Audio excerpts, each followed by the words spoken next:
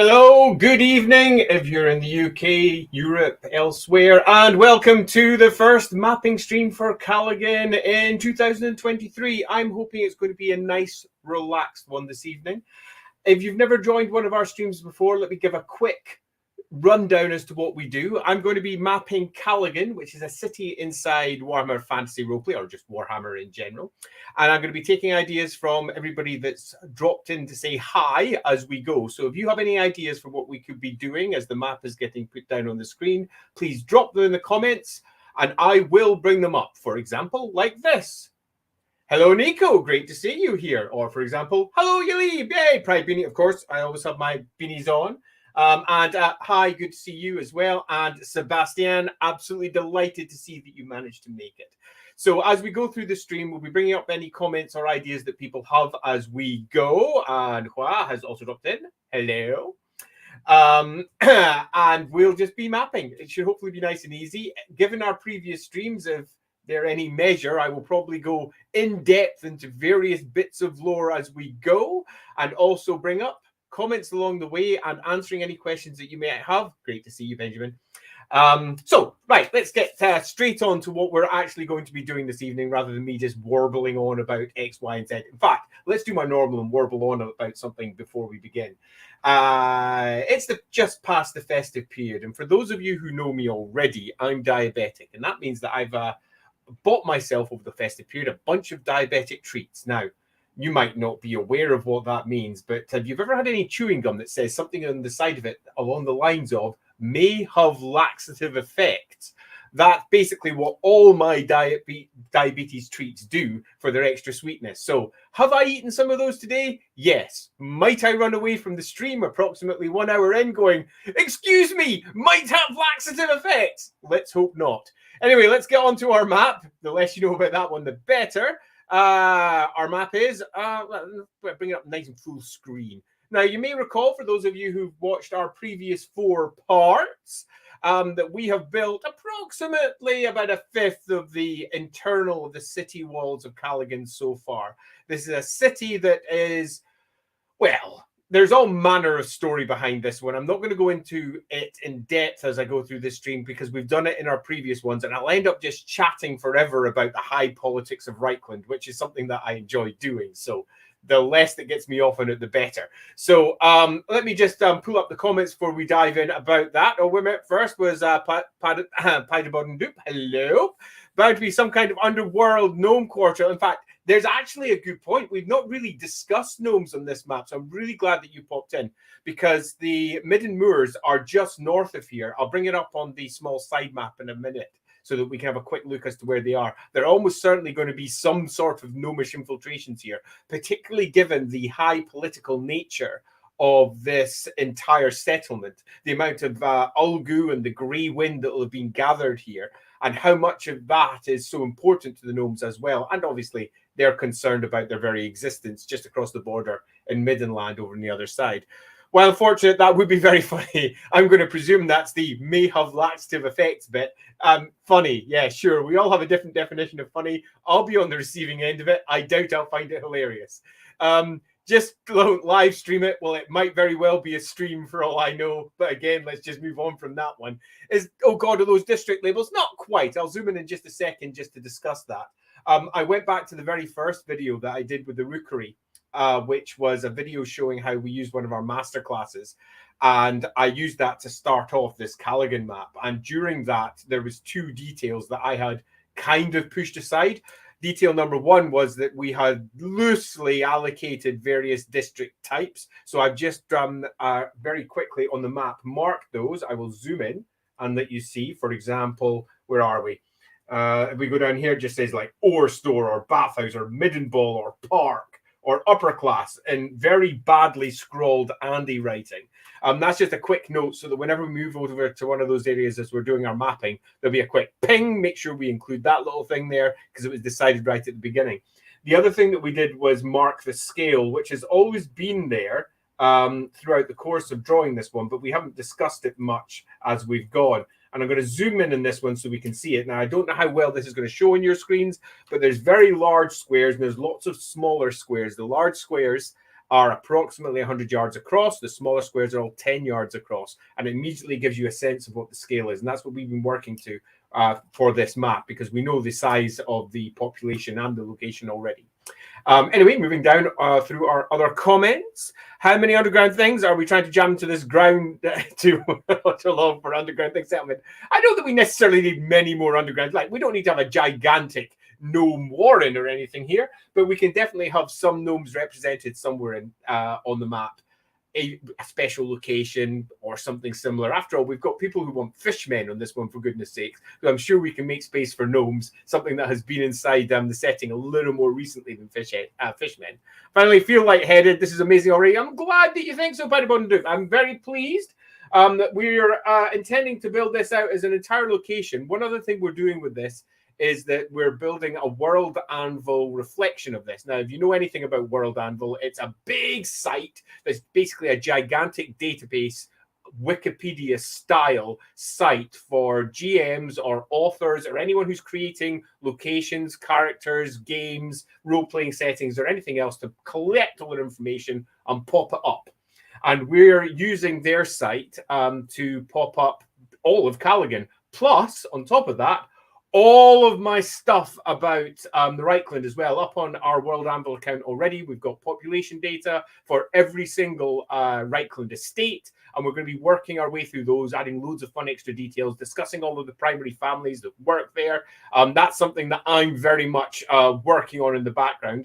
The Kalegen parts, that's getting built here. In particular, I'd like to call out Yalib, who I believe might be in the stream somewhere, who has been doing an enormous amount of work collating all my yammerings and discussions through the course of our streams here. This is our 5th one now, mapping Kalegen, and collating them together and turning them into what will hopefully be an entire, effectively a book's worth of cool material that you could easily drop into any one of your fancy roleplay games. It'll be somewhat similar to the Ubersreich book, for example, inside the starter set. Lots of fun little locations, maybe a few adventure hooks, a quick description of all the major districts, major NPCs, that kind of thing.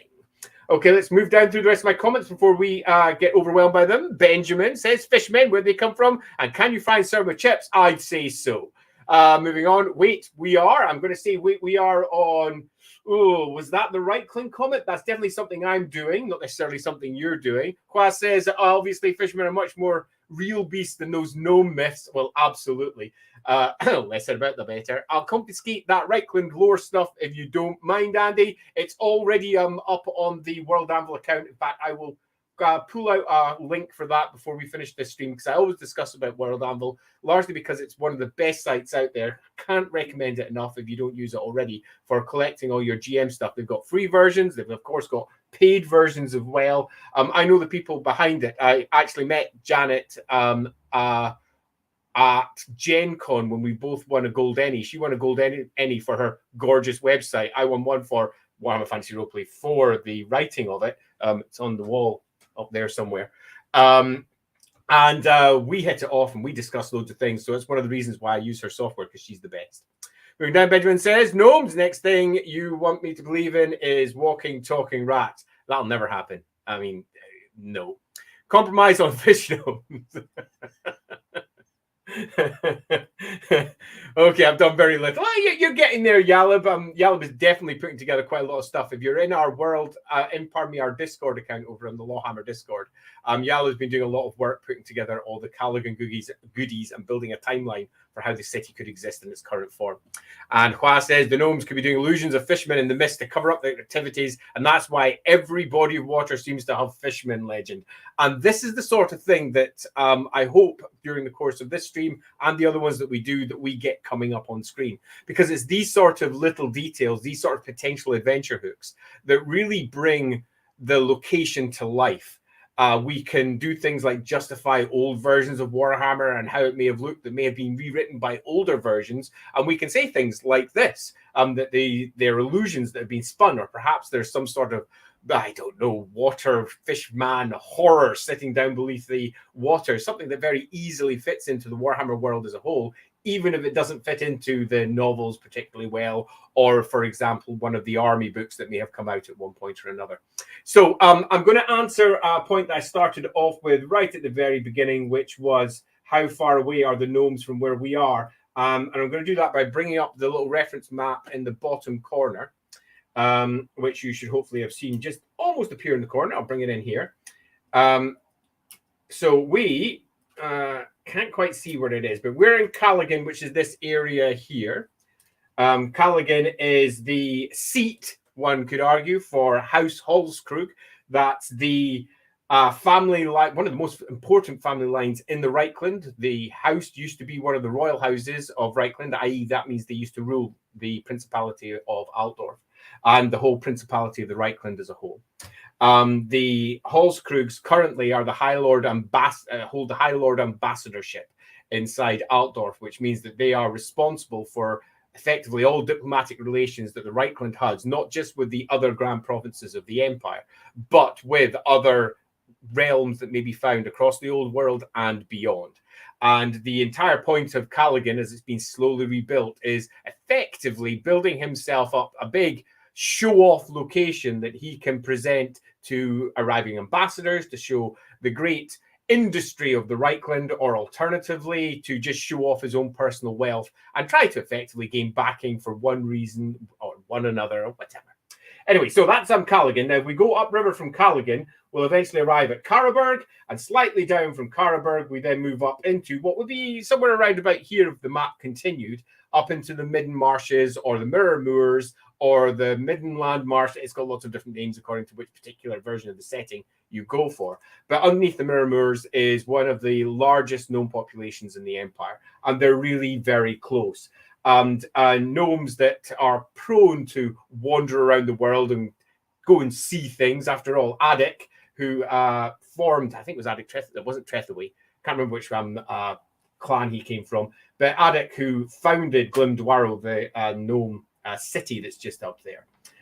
He was known for his great wanderings, and it's not just a pun on gnome Addic.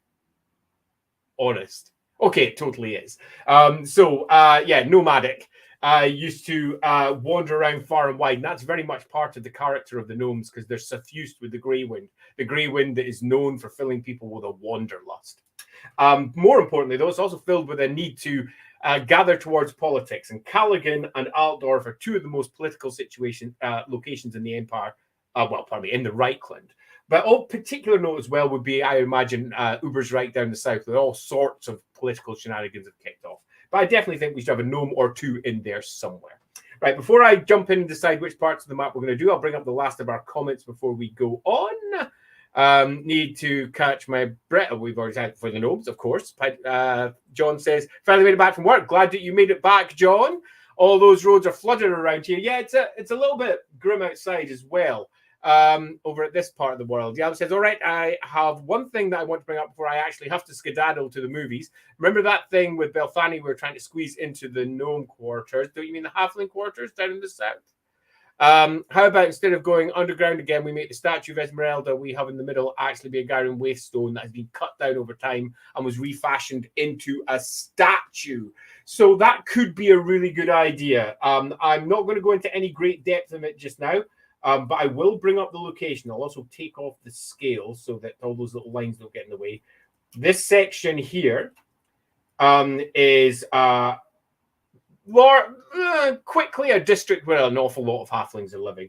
And there's a great deal of Gyron spilling out from there. There's an ogre location right beside it with a big fighting pit and tents where they're living.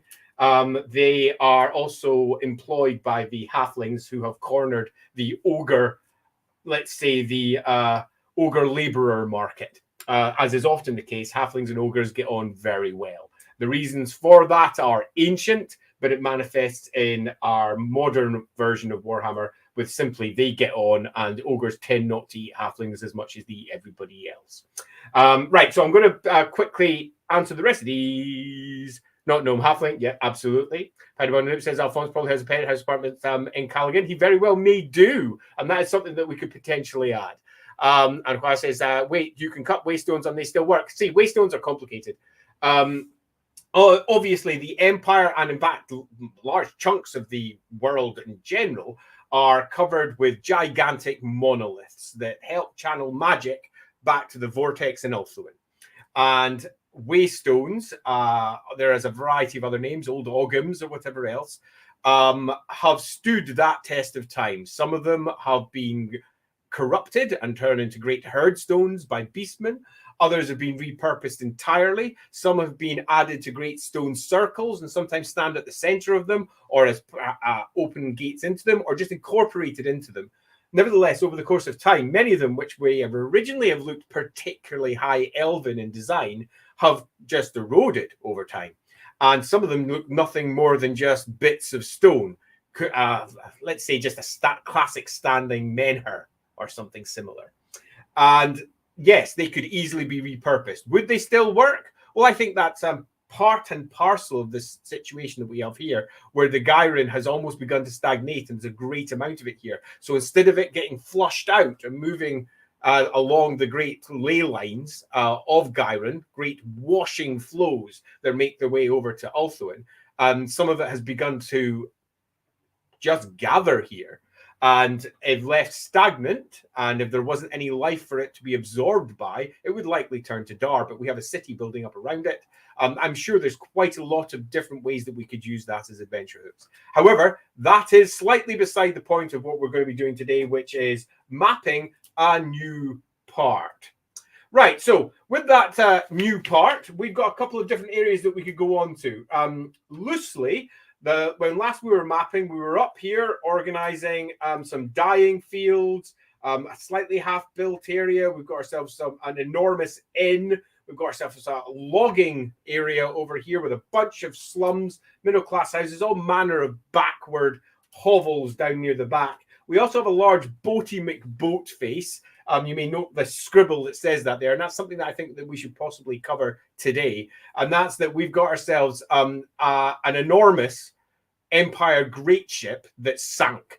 Kalegen at one point was intending to become a primary shipyard, where they were intending on selling their ships down to Karaberg, because Karaberg, as of that point, as of currently 2512, doesn't have the best shipbuilding facilities. Reikland has almost cornered that market as they're attempting to rebuild the Empire First Fleet into a massive maritime, let's say, navy. And they were giving it a go. And they thought that they could build the Empire great ships, the really big, enormous ones. That if you've ever seen Man of War, are the biggest Empire ships there are. I've got a nice example of a more modern version of one of those sitting here. I can bring that up on screen, actually, so you can see a bit more clearly. Let's bring me up there. Oh, look at that. Boaty McBoatface. A good Empire ship, of course, is completely over the top with an enormous amount of cannon. You're probably looking at least 7 to 9 decks, if not more. We've in previous streams discussed real-world equivalents that could be similar to this sunk ship, that's hull cracked and broke and sunk down into the river here. And we considered the Vasa from Sweden. We considered the Mary Rose. Loosely speaking, we're looking at a ship that's probably slightly bigger than both, because after all, Warhammer does love making everything a bit bigger. So we're looking at, instead of a complete length of maybe about 70 to 75 meters, we're maybe looking at around about 90 to 100 yards in total, somewhere around there. Now, that's a big ship. In terms of our map, I can bring up, if I just quickly bring my map back up. In fact, let's make me super small, because no one needs to see me. If I bring up my scale here, show, in fact, I can just press show extras. There we go. That means it's going to be about, as a boaty, something like, I'm on the wrong layer. Let me just quickly onto the correct layer. We're going to look for a boat that is approximately about that big-ish. Oh, obviously curve in. Okay, it's a big boat. Look at all the buildings at the other side. We're going to crack that thing in two. Boaty McBoatface it, approximately over here in that sort of area. And we're going to have to figure out exactly what lives on there, because we've got a ship that's probably at least, I don't know, 7, 8, 9 layers in height. Much of it submerged. Some of it possibly now overgrown with reeds, because it probably sank about 20 years ago. Parts of it have probably been dismantled, potentially repurposed. We've possibly got a big figurehead rising out of the water as well. Lots of potentially fun, exciting ways that we could bring that to the map. So I'm going to probably start working on parts of that. If anyone's out there would like to drop some comments as to how that could be used, feel free to bring them up. I'll pause every once in a while and we can do that. Also, there's another thing I'd like you to consider if you'd like to be involved, and that's that we've got a variety of other areas around the areas that we've built that we can move on to. The next is potentially a bit of a middle class build up on the other side of the hill buildings here. The next one is moving around into the parkland before the main palace and perhaps bounding the palace. Perhaps down here instead, we could continue on with some middle class areas or maybe some trade areas. There's lots of potential areas that we can start working on. If any of those sound interesting to you and you'd like to see us start mapping into those, drop it into the comments and we'll move over to that once we've done Boaty McBoatface. So first things first, Boaty McBoatface, if you've got any ideas for its a name, the one it may originally have had, who is being commissioned by, where the Duke got most of the funds for this, perhaps this was a great money venture that sunk for him, meaning that it was one of the reasons why his household started losing money because they basically threw a ton of it into this warship and it sank. Any ideas you might have, drop them in and we can bring them up. Before I go, I'll just double check if there's any other comments here. First up, Yellow says that we're so in sync. I'm delighted to hear that we're so in sync. Could we finish the south ward of the old city? We could do so. And if you're still around when we start drawing on that, we may do so. But if someone else is here, we may do something else. The quarterdeck absolutely blocking wind from reaching the slower sails. Yeah, absolutely. Without any doubt. I would really love us to finish the areas within the old walls before moving on. I don't think that's a bad idea. For those of you who haven't seen the earlier streams, there is an old wall, which is, if I bring up a nice big red brush, like so, that will hopefully, there we go. There's an old wall that makes its way around here and down to here and then eventually over here. That was originally going to be the confines of the city before it started expanding fast when the current Duke, Hallskrug, took control, or possibly his father. I don't think we've necessarily decided which one of those two nobles was responsible for the vast and swift expansion far beyond that. Anyway, I'm going to start working on Boaty McBoatface down here. And if you've got any comments that you would like to see pop up on screen, do drop them in. I'm just going to quickly choose my brush. Much like we've done for this entire map, I'm intending on largely only using one or two brushes for everything, which makes it super easy for you to reproduce it yourself at home if you want to try something like the map that we're building here. The exact techniques that I'm using were covered in one of the masterclasses that was popped up on the Rookery Patreon, if you want to go look at that. But for the moment, let's get on this. I'm going to bring up a banner that's going to scroll across to the bottom of the screen so that you all know that I'm not paying as much attention to the comments as I could be. And I'm going to try and figure out how the hell this Boaty McBoatface should manifest. And I'm also going to use this ridiculous, truly ridiculous ship, which I'm not even sure how that would work. This truly ridiculous ship as some form of reference to give me an idea of how many. I mean, this thing here's got almost 300 gun at least. I mean, it's out the rear alone, it's got 40, about 20 odd guns. It's ridiculous. It's got a cathedral in the back of it. You know, Warhammer does like to go a little bit up on everything. So I'm going to start off with loosely a shape. I know how big it should be. It's about 100, maybe 90 to 100 yards. We're going to be looking for it probably keeling over on one side. So I'm just going to start off with some loose thick lines so I get an idea of how it's going to be popping up. Probably like that. Going down into the water there, perhaps. Sticking out the water. I'm just going to do a loose shape first and then build it up a little bit. I'm going to want to crack it down the middle. So let's crack it there. Have it sink into the water on this side. Have it cracked there-ish. And then moving across there for moving up to the higher deck. Right. So loosely, we've got ourselves a shape. It's not a good shape because we're going to have to build up these forecastles and every cat. Oh my goodness, it's huge. Quite significantly. So we're going to have, let's get to a much smaller brush while I now panic as to exactly how this is going to manifest. Okay, so the size is too small. believe that's too small. It's huge. Okay, so yeah, for an Empire ship, we need to go bigger. This one currently has a total. I mean, that's only going to be around about 70 yards long, so it's currently about the size of the Vasa. If those of you know your naval history, I think I need it to be a bit bigger, so I'm going to extend that up to about there. Also extend the front out to the prow to about there. Drop it down. Okay, so we've got, yeah, that's a little bit better. You're now looking at around about a total length of almost 100 yards. That's something for us to build on top of.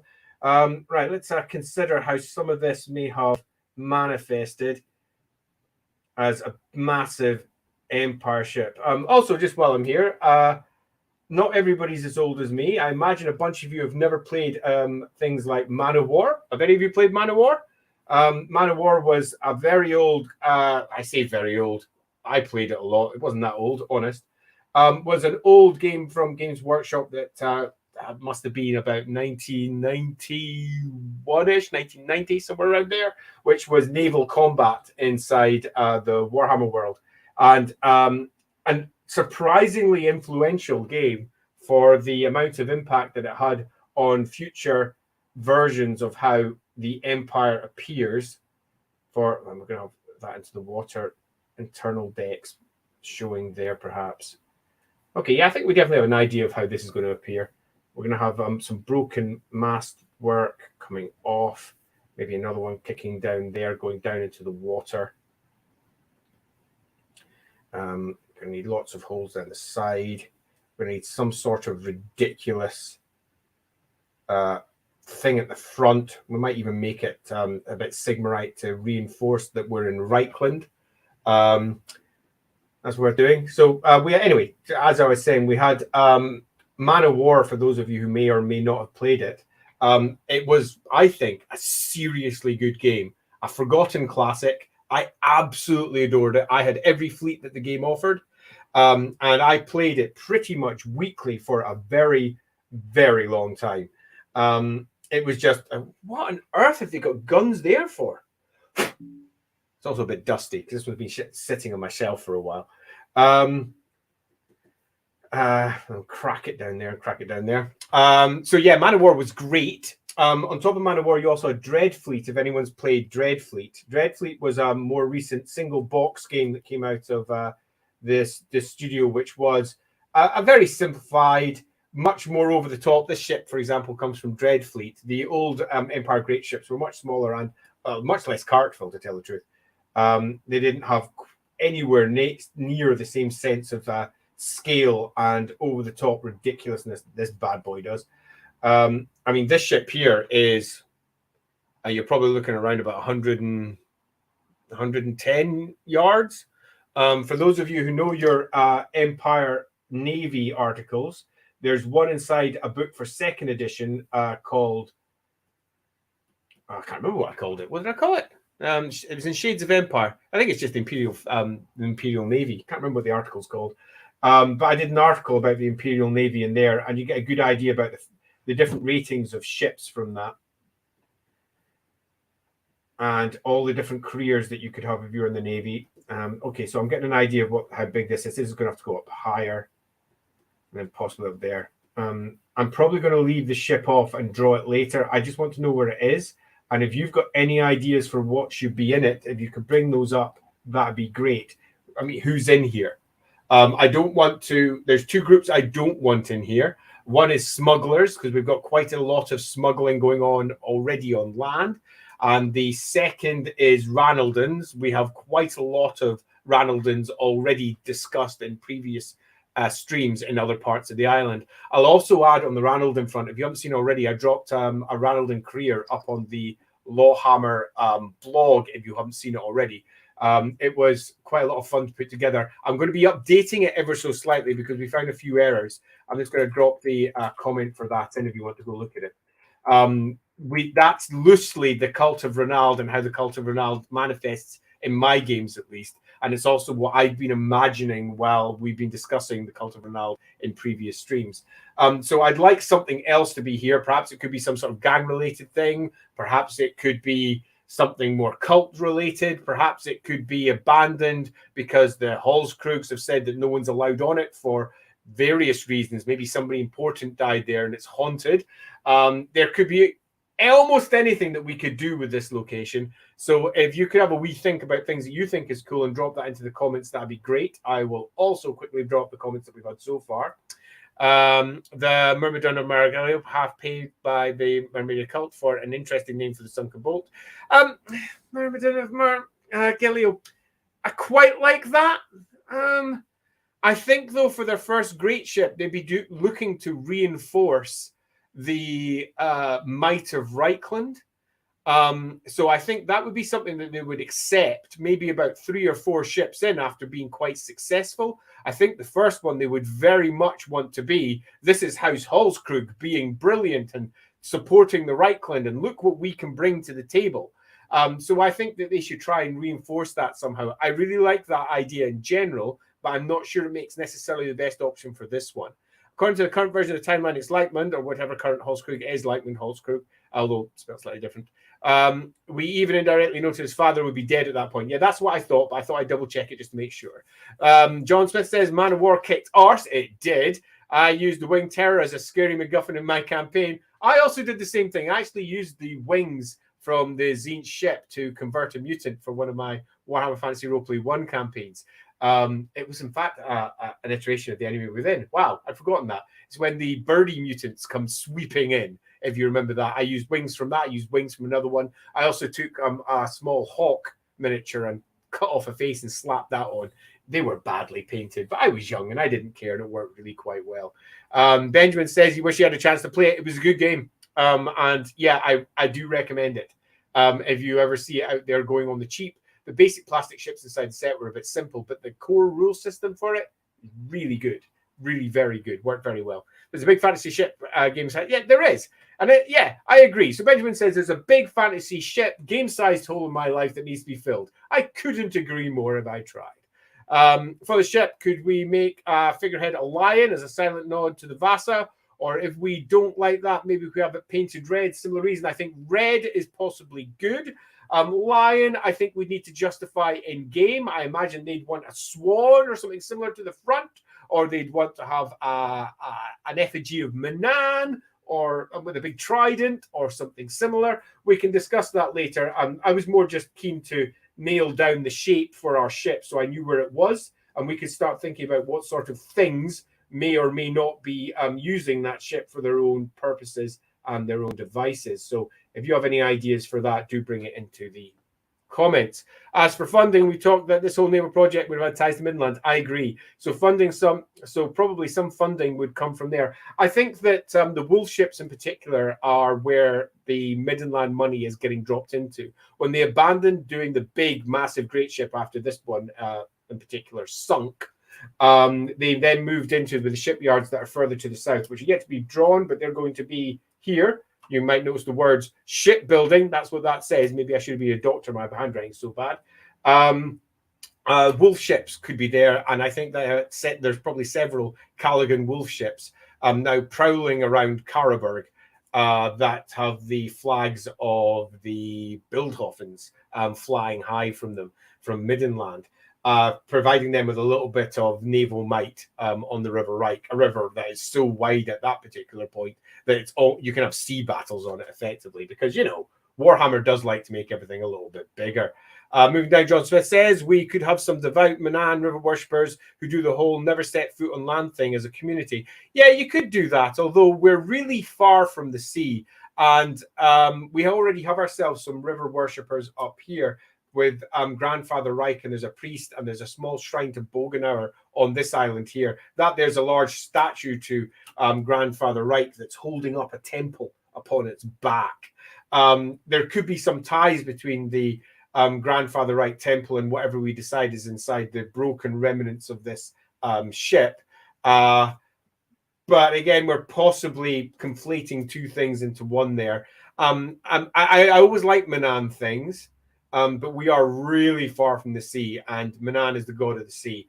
So I would always be a bit trepidatious of adding it in without some good justification or a really nice story there.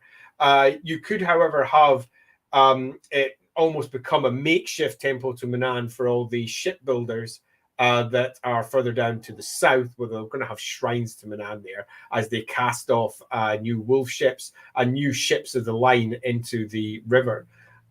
So possibly they go there, and possibly this is a location where maybe funerals are held for important officers, where they go upon the creaking deck and, I don't know, something is done. There could be anything. I have no real particular preference one way or another. We were talking about the possibility, possibly having some gambling on the barges. We could shift that here. Yeah, we were, but I think I'd rather keep the gambling. We've got a really nice little bit here about this part of the river being middenland. And I like the idea of having some tax-exempt gambling down here. I'd rather not mix that up. I think it's really quite nice down there. It's also, it pulls upon those old casino-style ideas that often come up, often from America, obviously. And I quite like that, using that as a story and bringing it up more upper class. This place most certainly is going to be tumbled down and a bit broken. I like the one to the south being somewhere that visiting dignitaries could go to, something that is potentially a bit more exciting, a bit more on the upper class side rather than the broken lower class side. I see this place as being pretty broken. Benjamin suggests I would put an Empire Navy detachment on it. Interesting. Making sure no one steals the cannons still on board. It's a dumping ground for all the ratings nobody else can use. There's an issue here in that we've got ourselves multiple potential owners here. This ship is probably going to be owned by, at this point, either the Holzkriegs, which means it has nothing to do with the Empire Navy as a whole. If it doesn't, they're going to need permission probably from the Admiralty Board up in Reikland to even build this thing, because you're going to need one of the Sea Lords to effectively say, yes, you can build this. Here's your right to do so. So the Empire Navy probably would have something to do with this to a degree. The Admiralty Board in particular, although I can't see anyone want to send it. The cannons, I mean, who owns it? Who was meant to own it? Has it already been sold? Is this a financial loss for the Empire, for the Imperial First Fleet, not for the Holzkriegs? So for the Holzkriegs, it's an embarrassment, but the Imperial First Fleet, it's an actual loss. If there's cannons, they would have been taken away much earlier, I imagine. They probably wouldn't be down there. They'd probably been repurposed by now for the various wolf ships that are going by, getting built, pardon me, further south. Although perhaps they're not, for reasons. I quite like this idea. I think there's possibly something in this that maybe need to be developed a bit further. Scrap the line figurehead. All right. Swan makes perfect sense for what you said. It's being used as a point of prestige for the Holzkriegs. I think so too. Although if we do go with the Imperial Navy commissioning this and having something that they want on it, I think that we can have ourselves some tension there between the Holzkriegs, who are very keen to have this as a symbol of their, in fact, look at the overall story for Kalegen. We need this to be a swan, because it needs to be a broken figurehead for and a representation of Kalegen as a whole. It has great lofty ambitions, but they're all a bit broken. And those who are coming upriver will see this broken great ship with this old, probably, I don't know what it'd be covered in, all a manner of times ick, hanging off the old swan that's sitting out there from around about 20 or 30 years ago, where it's just been sitting there slowly rotting. I think it stands as potentially a good metaphor for the city as a whole. So yes, I think I agree. Now I'm looking at it, the swan is probably the best bet. And I can see that the Holzkriegs argued hard through the commissioning period for the vessel itself, for its design, making sure that it was a representative of their wealth as well as the imperial one. They'll have footed some of the costs, footed some of the bill for it, so that they can have it appear in a certain way, possibly name it as well. The Admiralty is far more interested in getting themselves an extraordinary great ship, rather than being particularly bothered about some of the finer details. There'll be lots of tension in between the two, and now that tension has broken into the water. So quite like the idea of where that's going. Kids, Super Judy's getting in the way, diving in and out. This is great. Okay, glad to hear that you're enjoying it. All right, time for me to be out. Enjoy your movie, Yalib. Hope you enjoy it. Have fun on the stream. I certainly will. And I hope to have a whole lot of fun ideas catching up over the weekend. Yeah, I'm not sure how long we're going to go for today. I'm done actual mapping. I'd like to go over and get some map done. I can do the ship at any old point in my own time. I just wanted to make sure that we got some discussion in stream about it. as to exactly how it was going to appear. I'm probably going to flatten it down. I've been doing a lot of talking, not an actual lot of doing here. And then have that raise up out there, and then have that fall down into the water about there, and then possibly with a bit of the old keel sticking out the back. Yeah, I'm getting an idea of what this place looks like already. I need to raise that up on the foredeck further. Yeah, anyway, I'm getting lost now. Let's finish off my comments and let's move on. I hope you enjoy your movie, Yalab. We're in the Bergen. We are in the Bergen. And what's a better sacrifice to a river god than the first great ship of the port?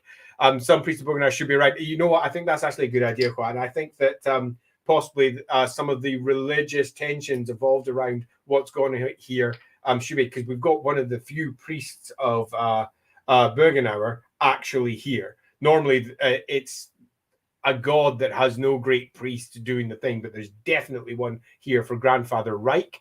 And Bergen is seen by the Grandfather's Reich temple as being the son of Grandfather Reich, one of the many sons and daughters of Grandfather Reich. Grandfather Reich being the primary river, if you will, and all the tributaries being the sons and daughters of the Reich. So Bergenauer is one of Grandfather Reich's sons or grandsons. So I definitely think that the priest here very much claims this ship as theirs, as it's being taken by the Bergen. So I definitely think there's something in that.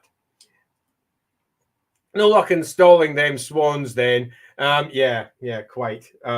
I agree, John Smith. And Yalb says, you know what? With the figurehead, we can take it a step further. After the sinking, it was taken off the ship and placed somewhere in town on display. I would much rather it stayed on the boat. It was just too heavy to be easily moved. The reason I'd like it to stay on the boat is that it means anyone making their way upriver will see this broken swan-like figure rising up out of the water, old guilt crumbling away. And I think that stands as a really nice metaphor for the town as a whole. It's the symbol of the entire household and the great richness that it brings, and how actually the whole town itself is a bit broken and is one giant facade. And I think I quite like that as a standing metaphor. So I think I would prefer, unless anyone has any strong reason not to do that, to keep that as its general tone. We can get rid of this nonsense, and pull some sort of swanny thing rising up out of that with a big breast and wings, possibly pulling back to either side of the back of it. I'll draw that later. At the moment, we're just sketching out loosely the bit broken pieces, bits of wood sticking out at various angles. Yeah, I'm beginning to love where this is going to go. So yeah, I think that's probably a better idea. Right, so I'm not going to dwell on this ship any longer because I want to draw it later. I just wanted to see where approximately it was going to go. I think there. I also think I'm going to twist it around a little bit, because if we can imagine it was making its way downriver, it's hugely unlikely to be there. So I will pull it around that way, have it coming out that way, which means everybody, and the most common route up the Bergen will be coming up the Bergen, pardon me. So having it standing out as one of the first things that everybody sees as they make their way there is something that is going to constantly piss off Hall's crew. I quite like that. So loosely, that's where it sits. I really like the idea. Glad to hear it, and still on the broken ship. Yeah, it's time to move off it. So I'm going to get rid of my scale and have a look here. General idea so far has been to stick within the walls, which means the next area that we should probably build is here. And I'll just bring up this comment because I agree with it. Now it's a nice navigational hazard. I absolutely agree, and we all want one of those. The fort here is bristling with cannons, which has yet to be drawn onto the map. But this here's bristling with cannons has been built in the old Roman style in terms of how they did it with stakes and then walled on the insides, filled up the area, then built up their bit and then took out the central part, giving them a big central tower with the river flowing to either side of it. A classic piece of engineering with the literal use of the word classic. And yeah, I quite like that. So what we have in this section, if we're going to detail this section, which is this part here, which I think we will now map, is the beginning of the middle classes. We've got ourselves docks, warehouses in this green area here. We've got ourselves all manner of trade buildings down here. You can see some piles of ore around here, which is nice. We've got trade, middle class, warehouses, possibly some warehouses here, possibly middle class warehouses, something else there. And some sort of middle classy area there. If there's anything you think would make a nice location to go into here, so we're looking at someone who might live here that would be an interesting local character that could perhaps live in one of the townhouses, or perhaps we could have a warehouse that's a little bit different to the ones beside it. We've already got the center of trade up here, for those of you who are following us in previous streams, and we've got ourselves one of the more important ore locations where ore is gathered here. Important inns further down as well. But if you can think of something that might be there, go for it. I'm going to start filling in some of the details here. So at least we've got a bit of an idea of what's going on. I will also note one other thing. This here is a primary promenade where visiting dignitaries who arrive on this pier down here come off the ship, presumably go on coach, make their way along this road, make their way all the way up here, go across a swing bridge here. This bridge will swing out and over as needed. Cross along there, up past all these old locations, a half-built temple up here, which apparently has a big red splodge in it, which I need to get rid of. Get rid of that in a second. And then up towards the upper class areas here in the palace. And there's a certain amount of facade building along that road. And by that, I mean the Halskrug family are quite keen for everyone that makes their way along this road to go, well, I say, this all looks rather impressive, doesn't it? Which means that they're trying to hide their slums. They're trying to hide anything that doesn't look like it might be industrious or very good for trade or making the Halskrugs look like they're rich. So this is the sort of area you're going to find statues, monumental pieces of work, larger temples, or at least that was the plan. And as we've slowly been building this, if you look to our previous streams, you'll find that several of these locations were planned to be big, but for one reason or another didn't quite come to pass. Whether it was a large temple of Verena, which was never finished, leaving just lots of pillars, but none of the actual foundation work, pardon me, not much more than the foundation work in place. And eventually it being replaced by an orphanage instead with a small midden ball field sitting at the back of it. And I do mean small. As I recall, that one's only... it's a tiny little field. Let me just double check the scale of that one. Yeah, that one there is only around about 20, 30 yards long. So it's a tiny little field at the back. We also need to have space to have ourselves a nice big midden ball field somewhere. I think we've got at least one of those marked. Yeah, so whatever we put along this part is something that should look, at least on the face value, relatively impressive. And we can dump something else into the back, perhaps slightly more tighter townhouses for the middle classes, somewhere for merchants to perhaps live, or their clerks or something similar. So if you have any ideas for this area, drop it in now. I'm just going to quickly check if there's any other comments before I start doing that. There is one from Benjamin. Hi, Benjamin. So fancy looking warehouses in Hamburg. Well, let me just have a quick check of that because I'm not quite sure what they look like.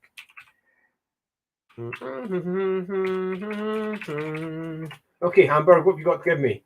Oh, I see what you're saying. Yeah, that might quite well. Those warehouses are butted right up against the canals. If anybody else is doing a web search for those, recommend it because it's really quite cool.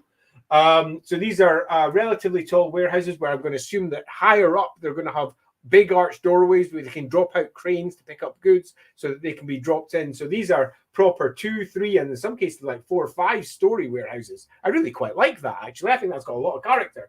So perhaps our first set here, in fact, perhaps this entire set on both sides could be really big, fancy looking warehouses in that style. I really quite like that as an idea. I think it's got a lot of color. Yeah, let's do that. Okay, so we're going to go for high warehouses with possibly, I mean, looking at those buildings, many of them look like they also acted on some of their upper levels as townhouses where some staff may have been living. Lower levels definitely look like warehouses.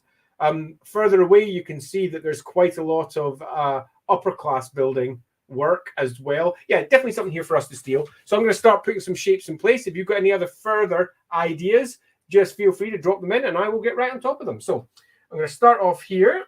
Make sure I'm on the correct layer. we're looking for some pretty big style buildings here. These ones here are going to be relatively wide, stairs going off some of them down towards the canals. This here is all artificial canal that has been built by the Halskrugs and goes all the way back up to their mines in the local Herzog Schwart or whatever it's called. I can't recall. A particularly ore-laden mountain range that's a few miles away and is the source of much of the Halskrug wealth. The canal here is about the same size as the Weisbruck Canal. For those of you who played Anywhere Within, it's around about 25, 30 feet across. So it's about 10 yards or so, big enough for a barge or possibly two to skip by side.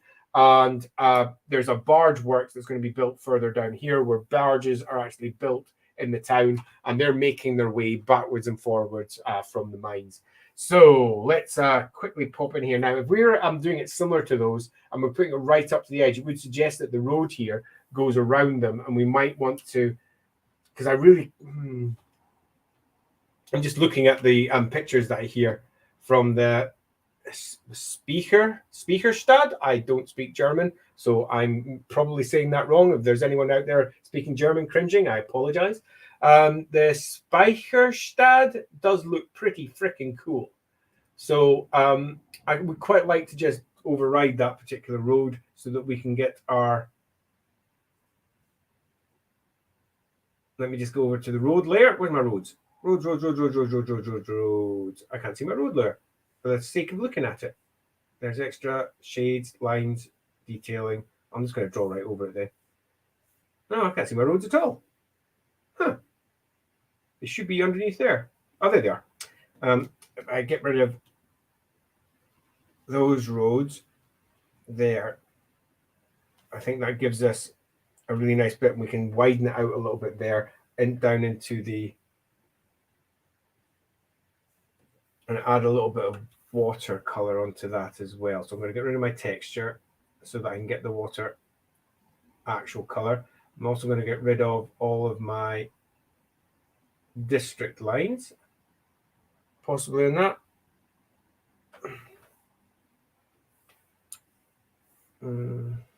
Let's just grab the watercolor from out here and drop that on. I think I'd quite like the idea of possibly a break going towards where the barges are being built. That's nowhere near deep enough as a color. Going on here, 100%. Much paler. Do I have an overlay on? Right. Let's just get this in place. That's much better.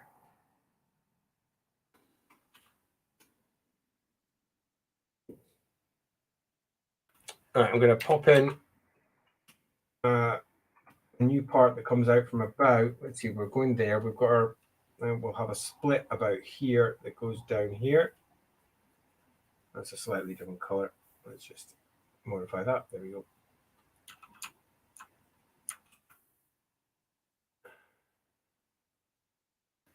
Like so. So we get ourselves a nice artificial block off here because I quite like the look of that. We can also widen it on the far end here because we're going to be getting quite a lot of barges that have been built in the local area coming down here. So we need a wider piece of water for this as we move into the shipbuilding area. Yep, that makes sense. That works well. Alrighty. So let's start building this area out and start drawing it. We've got the old city wall here as well. So I think we've got a road that goes up to what was the old city wall, would originally have been a gate out. And we've got the new warehouses that are built on the outside. Yep, that works really well. Let's block off this area. We've got a road, a bridge going over there and there. Yeah, I like that. Alrighty, let's start lining this, getting it in place. Let's start drawing. Again, all of the techniques, which again are pretty simple for this map that I'm using, were given in one of our tutorials that we did over on the Rookery. So if you want to do this yourself, you are more than welcome to go learn how to do. I'm in the wrong color. More than welcome to go and check that out. I'm going to just quickly draw in one of the old city wall sections. This is around the original build for Kalegen that they were going to put in place before the current Duke, Leikland Halskrug, who, if you've got the Warhammer Fantasy Roleplay core set, you'll find him in there. He also pops up in Empire and Ruins in a very different way to how I intend to use him in Empire and Ruins. For those of you who don't know, I'm going to be live streaming the entirety of the Enemy Within campaign like an idiot. I still can't believe I'm doing this. But I'm going to be live streaming the entire campaign. It's one of the reasons why we're doing the whole Lawhammer thing off on the side. And a part of that is going to be showing a very different way that you could conclude the campaign. And Leikland Halskrug is a key figure in the Empire as a whole and the troubles that arise. I say troubles, that's such a nice way of putting it. There's a reason, at least for my game, why it's going to be called The Empire in Ruins. It's not going to be a simple little bit of a civil conflict and a few people die and, oh, everything's okay again. It's going to be proper big. And I'm really looking forward to seeing how that all collapses. It will, of course, though, depend upon PC actions and how they interact with the story. Their influence is going to be significant in terms of how our overall campaign comes to an end. I've done something a little bit different with how we're presenting the Enemy Within. Normally, the Enemy Within is a story that your PCs sort of land in. It's pretty much how it works. Let's get rid of that. The PCs pop up. They are almost accidentally pulled into the main plot line, and then they continue with that plot line because, well, who the hell else is going to continue with that plot line? No one.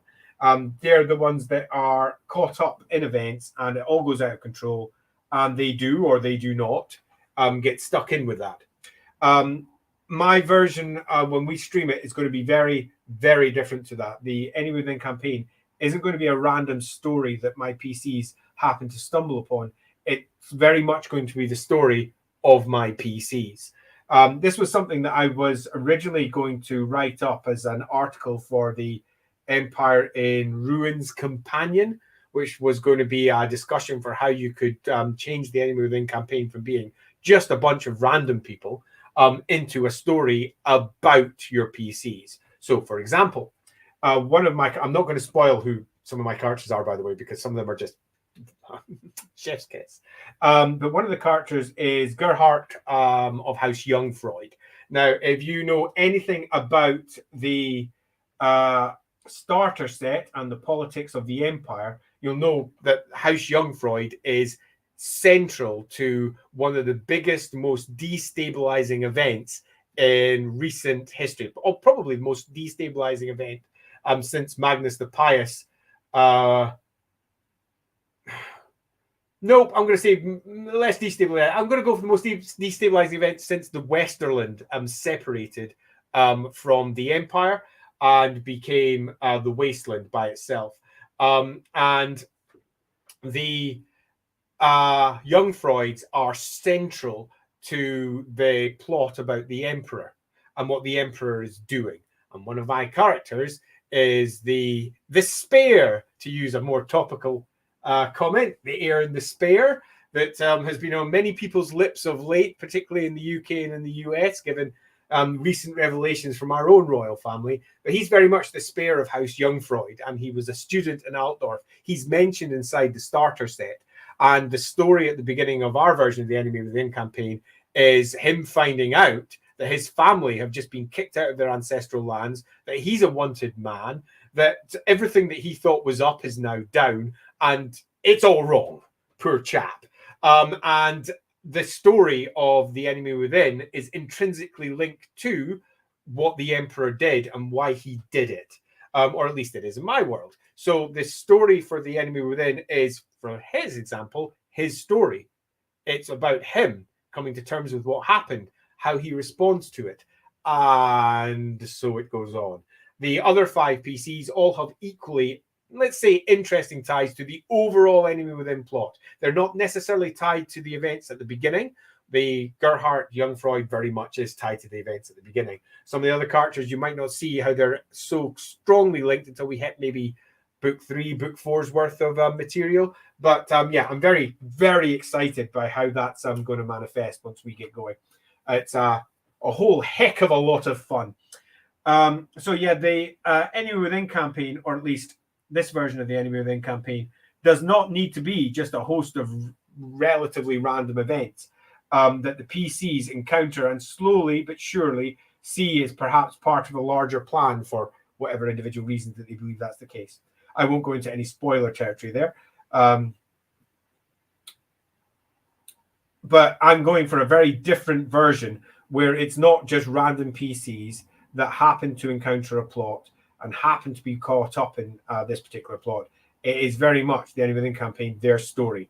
And I quite like making it as personal as possible. Their choices, personal choices because of personal events, make the whole thing feel just a little bit more tied together, and importantly also provide very strong reasons for the characters to continue with the plot at hand, because the Anvil Within campaign is super bitty. And trying to break down the super bittiness is something that I would very much like to do, because if you've ever played it, I imagine you've reached a point where the players at one point said something on the lines of, I want to go and do this, and it's completely contrary to what the ongoing plot is. And that's because the hooks that take people through the Anvil Within are not necessarily as strong as they could be, and they weren't particularly reinforced with the newest edition either. There was plans to do some things, they didn't come to pass, and I moved on before I could do the things that I wanted to do. So you'll find that a lot of those still stand, and the way I'm resolving the bittiness of it all is by, I think we're going to connect that through to the part behind as well, as we have a road that breaks through. The bittiness of it is by making it very clear that the story is their story, so their motivations are going to be their personal character motivations. They're going to want to carry on with the story because it's their character's story. I'm not going to need to say you need to go and chase this thing down, because they're going to want to chase that thing down before we've even started, because it has direct personal connections. I'm not saying that's the only way of doing it. I am saying it's one way of doing it, though. You can imagine this is like an extra grognard box that you might have found inside one of the books. If you want to do it one way, you could do it this way. And in many respects, that's why we've called our campaign Lawhammer, because the whole point of Warhammer Fantasy Roleplay 4th edition, when it was being put together, was that you chose the rules that made most sense for you. There was lots of optional rules built all the way through it, so you could make it your hammer, or my hammer, as some people like to refer to it when they're online. They might say, in my hammer, this has happened, or in my hammer, Altdorf's got a population of 15,000, or in my hammer, my Altdorf's got a population of 120,000, or in my hammer, it's got a population of 1 million, depending upon how your individual Warhammer games represent. And the goal for the 4th edition was to allow all of those to potentially stand. So no matter what version of Warhammer you used, hopefully the 4th edition would fit in with that. And to a degree, that's why we're going with Lawhammer, because it's Lawhammer. It's like my hammer, and my version of how Lawhammer is going to represent for our stream games, which in turn will influence, moving down here, the Anvil Within campaign version that we're going to be presenting as well. I am now, however, just talking. Let me check if there's any comments there. Where were we last? Well, I left that comment up. I do apologize. So I mean, storage. Oh, good to know. I have no idea to pronounce it still. I imagine speaker. My German's terrible. I apologize. Storage. So kind of storage city. I like that a lot, and perhaps we should bounce on that a little bit when we build up this section, and add a little bit of extra detail concerning that. Yes, Andy tells us about the Holzkrug ending. I have recently introduced that character in my game. Will he be the possible future new emperor? So that's a potential route that you could go down, and makes me vaguely excited to consider the potentials of it. The Holzkrugs are an older, richer, more influential family, one could argue, than the Holzwig-Schließens. But the Holzwig-Schließens have been ensconced largely by Magnus the Pious back in the day, when he got his secretary and said, there you go, you're Prince of Reikland. Perhaps that's a bit flippant, but not entirely untrue. And a merging of the Holzwig and the Schleswig, or whatever families, from the Principality of Altdorf, an older family, the Holzwigs, and a far newer family that were far richer that merged together and eventually came to rule as the princes. They didn't displace the Holzkrugs, but they almost did, in that the Holzkrugs were the ones before, as I recall, that used to be the princes. I'd have to check that out to be certain. But they are definitely, you could argue, second in command in the Princedom of Altdorf, and not necessarily second in command in Reikland. I'd say the Drakensbergs are an enormously influential line. The Jungfreuds are also a very influential line, to a degree, the Saponatemes, but they're more old. And as I run around all the other families, a lot of them are relatively important, but for different reasons. But none of them are really in a position where they could potentially take over from the current incumbents. So loosely speaking, is that one potential end for them? Absolutely. Holzkrug is cunning, clever, will take advantage of any situation, and is not above assassinating the current emperor if he could find a way of making that work for him. But he's also, because he's cunning, he's not stupid. He's not just going to randomly do it because he thinks he'll get away with it. He'll only do it if he thinks he can do it safely, successfully, in a fashion that would allow him to then potentially not just become the Prince of Reikland, but possibly the emperor of the entire empire. But that comes hand in hand with other issues. For example, the emperor has heirs, and resolving that is going to be a potentially big issue for him. And he has somewhat of an extended family as well. And depending on which version of the emperor he uses, depends upon exactly how extensive his family is. I'm not sure what you use in your game, but everybody's going to have their own slightly different version of how the emperor manifests in there. So I'm not actually doing a lot of mapping here. So let me drop down what's going to be loosely the really big high warehouses on this side and the other. I'm going to hard angle it over to there and pop that into place. I'll also pop up the comments in a second. I'm going to wait till I've at least popped some of this into place first. This is going to have a lot of chimneys, little towers, many bits going off the edges of it. The old city wall, which is it's bucked up against, and it crumbles down a little bit there, I think. I've not done much in the way of mapping for this one, so I'm going to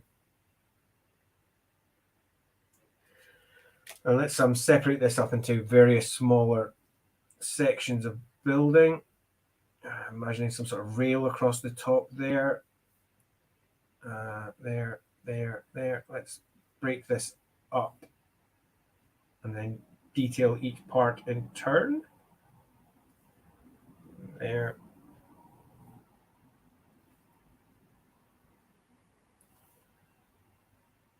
So I'm going to finish off. I'm just popping all of these bits into place first before I start. Okay. We've got a road that comes up here. This is less a road, and this is more almost of a berth. You could hook yourself up on any of these points. Some stairs going down into it, leading off it. Let's check any quick comments there before I go on. I've always felt the randomness of the plot events and the weakness of the enemy within campaign. I actually agree, John. It is one of the weaknesses of the enemy within campaign. I'm not going to just wax lyrical about all the plans, what we did have for trying to tie together everything a little bit more neatly, because that was one of the plans I had before I left the job. But loosely speaking, it is definitely one of the weakest parts, and explaining why the very first inciting incident that starts off and kicks off the campaign, which is that event on the road, which anyone who's played or read the campaign knows very well, explaining why that's the beginning and leads into the middle and is also the end, is an essential part, an essential component of the campaign as far as I'm concerned. The mistaken identity section should not just simply be the quick adventure, what we did right, and then we did a sort of Cthulhu-esque Shadows over Bergenhafen, and then we did, in fact, we've got ourselves in a giant campaign. We're making this a big campaign now. It shouldn't feel like it's a disparate part, ill-linked to the rest of it. The whole thing should work together as one big piece with all the individual cogs churning and working in unison. particularly given the reason for why everything is happening. It's super important that those cogs are not just moving around. They have to be seen by the players. After all, this is a game that is experienced by your players. If your players don't realize that this is a bigger thing that is occurring and that there is a mastermind behind it and that something is going down, then in some respects, there's no point in having that as a plot line. If it's only inside your head, what's the point of it? So yeah, I agree. Working out what appears to be randomness and showing how it's not, I think, is a very important thing for presenting the campaign. Is bound for kiddies. Totally understand. Catch up the stream whenever you wish. Absolutely delighted that you dropped in. Nico says, in your game, can Baron Henry Turbo become Emperor like in 1E? Is he linked to Sigmar? In my game, almost anything could come to pass. I don't want to limit my own potential outcomes by pre-deciding any of these things. In my game, everything tends to be a little bit grimmer and darker, whilst also more light-hearted in a bizarre way. And my Heinrich is for reasons a very broken figure, and how that manifests in game may or may not come to light. Depending upon what the PCs do, they may purposely try to avoid those sections. However, given some of the details I know that are coming up for the way we're going to be presenting it, particularly with Power Behind the Throne, and then what the ramifications of Power Behind the Throne and why they need to move on from that to do the next thing. I think Heinrich is going to be front and center of that. And I think, if anything, his sister is going to be even more front and center, potentially, than that.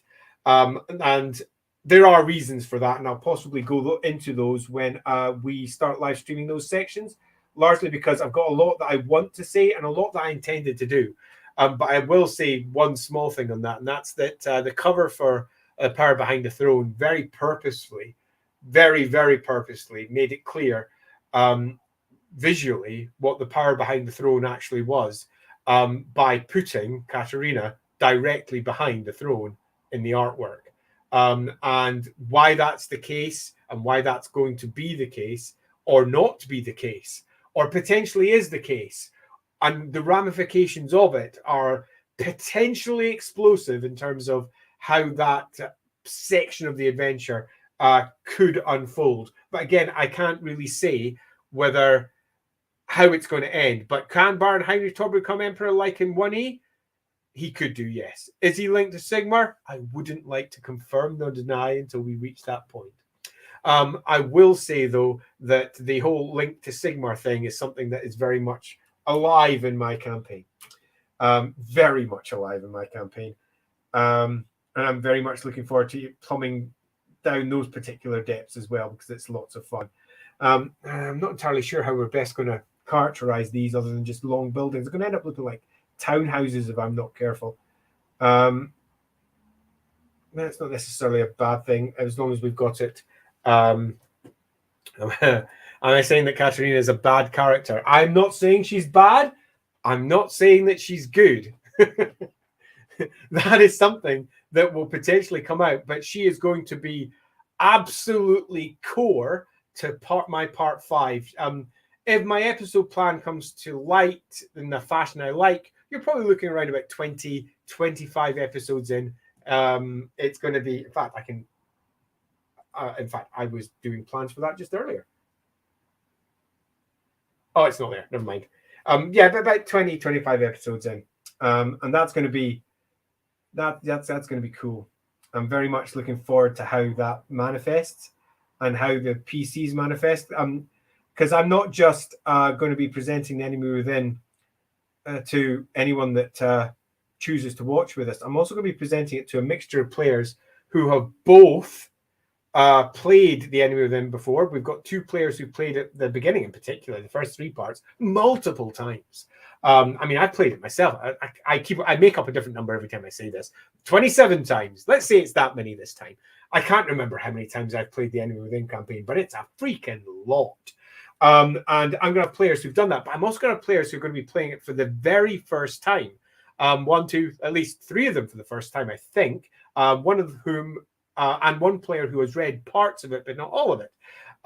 That's super exciting, but it's something that I can use, because I can use their expectations and I can use them against them. But this is going to be particularly the case for, say, Lindsay and Andy, both of whom have got very strong ideas of how my Warhammer world expresses, because they've been playing in it for almost 20 years. So I can use those expectations and undermine them completely, because I've warned them that this version of the Warhammer world that we're playing, our Lawhammer adventure, is going to be different. Characters that they've known previously may manifest in a different way. I'll give a single example of that. There's a character who's been in my games for, in fact, there's two of them, in fact, forever. One of them was Emmanuel Nacht. There was a reason that I used her for the Ubersreich section, and that's because I knew the character really well, and I knew it would be a really good introduction for different methods of giving PCs a mentor, if you wish, or someone who supports them in a similar fashion, and as a counterpoint to someone like Klumpenkrog from the starter set, who's just he is what he is, and giving different types of characters, and importantly one that was tied directly to the enemy within. Because if you've read the first part, you're aware that one of the characters is directly tied to Emmanuel Nacht, and some of the players know Emmanuel Nacht and how she expressed in previous versions of games. She's going to be completely different this time. Similar, a character who's been in my games for literally ever is a chap called Reikland Sievers, Colonel Sievers, and he was introduced in Enemy in Shadows because I intended to use him to introduce some core concepts of important details that would be needed for not just the Enemy Within Part 5, but also the adventure that I plan to follow up with that one. He was there to discuss what was happening down in the Border Princes and to help set up the third Battle of Blackfire Pass. The third Battle of Blackfire Pass, for those of you who know your Warhammer lore, is where the Electric Count of Averland meets his end. The Emperor pretty much bops on the head, the big orc warlord that's behind that, bringing that particular war to an end, and also in many respects taking on symbolically the position of Sigmar, where he marches down to Blackfire Pass and destroys an enormous greenskin horde. And that requires a certain amount of foreshadowing. You can't just have that happen if you intend to use that event. So Sievers was there because he'd been stationed down in the Border Princes and had been fighting a war against the Greenskins there for a good 4, 5, 6 years with his regiments down there. And eventually had returned to effectively say, we're fucked. But publicly, the opposite was the case. He was described as a great hero who had done all manner of wonderful things. And that was the first rumors that were dropping inside Enemy in Shadows. And he was going to be used as a character throughout and into Part 5. Now, when I left, that character got picked up and got made into something completely different. But I'm going to be using my version of the character that I'm very much looking forward to presenting. Completely different. But also completely different to how that character has appeared to my players beforehand. So I can use those expectations on what they think the character is going to be like to potentially have them act in ways that they subconsciously perhaps shouldn't.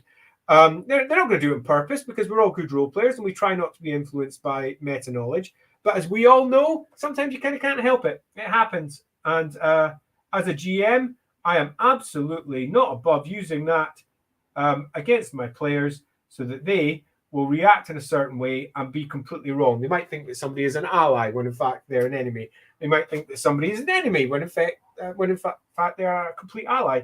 And using that is part of the things that keep it fun, I suppose, for me. But that will be details that the other players will not in any way respond to. And I think it'll be quite interesting to see how they have different reactions to characters that other people know that they don't.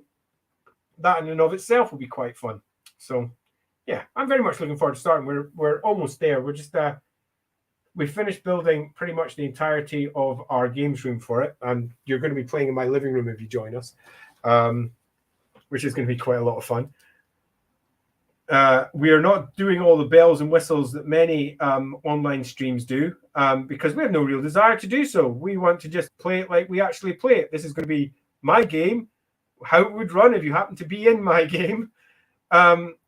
So I'll do maps and I'll do all those things because I do, but miniatures and such like, yeah, probably not. Scenery and terrain, yeah, no. Well, I do lots of house rules, yes. I always house rule my games from end to end.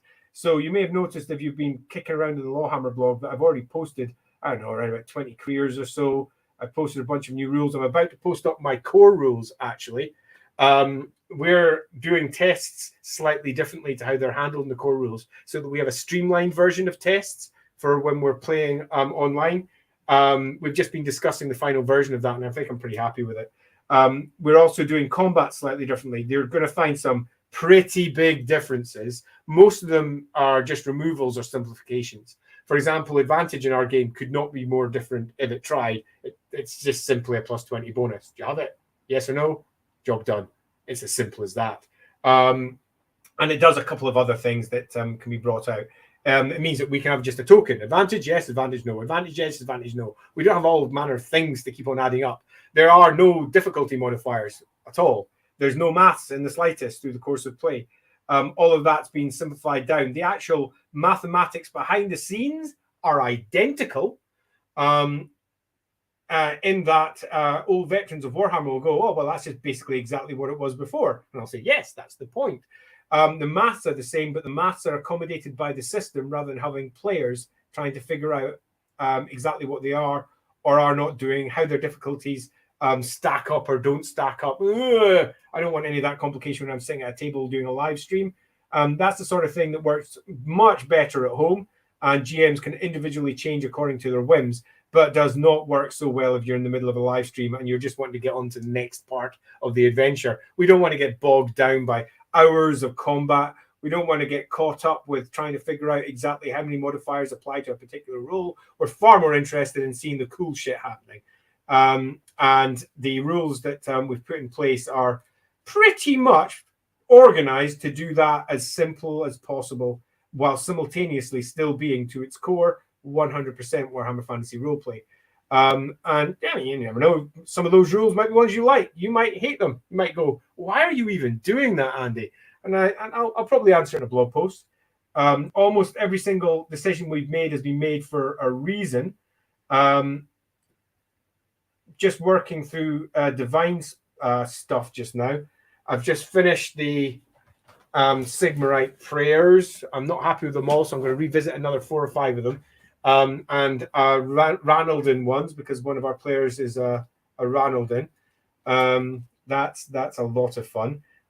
She is the daughter of the Nipponese ambassador, because the connections for the noble families can be discussed in a very different way through that particular lens, which is a lot of cool fun.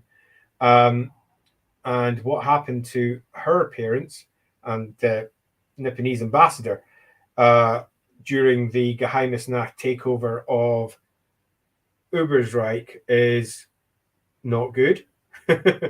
So I'm looking forward to presenting that part too.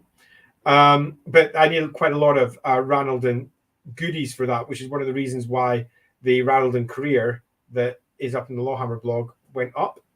I lost a bunch of careers to a cloud save corruption, really annoying, but I've already got 4 of those back, so I'm going to be posting those over the next so many days as well.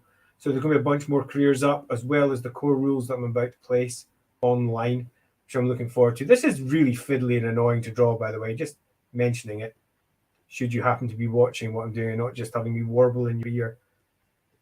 I'm going to put a... But we want it to have that look. So if you've got any ideas for something that could be in this area, perhaps one of these warehouses is used for a dual purpose. Perhaps this building here is used for some other purpose, which is currently on some sort of island that's forming. Perhaps one of these warehouses shouldn't be a warehouse and it should be something else. If any of those things loosely inspire you and you think, oh, we could do that, drop it into the comments and I'll get onto that. Very much keen to add at least, I don't know, in this area here, I'm going to go fill out that area next. In this area, we're going to need at least 4 or 5 locations that are going to be marked on the map. You'll notice, for those of you who have been following, for all the locations, these are the keyed locations. If I bring up my key, which is sitting up here somewhere. I've lost my key. How'd you do? Whatever. All the keyed locations sitting at the top, there's the labels, are purple buildings. So all the purple buildings you'll see will quickly get a quick label popped on them.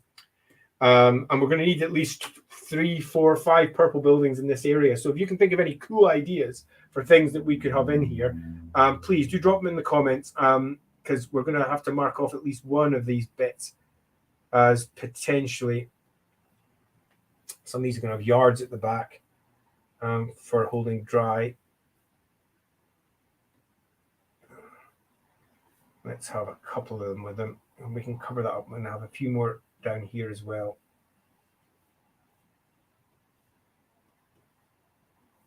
And down to something that's a bit more front line there. What's this area meant to be? It's meant to be moving into slums. So this area here is going to start collapsing into slums. So behind all the warehouses, we're going to have some mid-tier and then low-tier housing. So clearly this is where laborers and out-of-work folk and similar make their homes. So yeah, let's see if there's any other comments kicking around. Where were we? Oh wow, it's been a wee while since I looked at my comments. Good evening, Alexander. Great to see you here. Delighted that you made it. I see you are already discussing the GC stuff. Can't help myself. I'm always going to be discussing something, aren't I? Yes, we can talk about Mass Effect 2. Well, if you start with Mass Effect, that'll be it. I'm done. I'll just go off on another one. Do you have something planned for the Emperor's sister? Yes. Oh wow.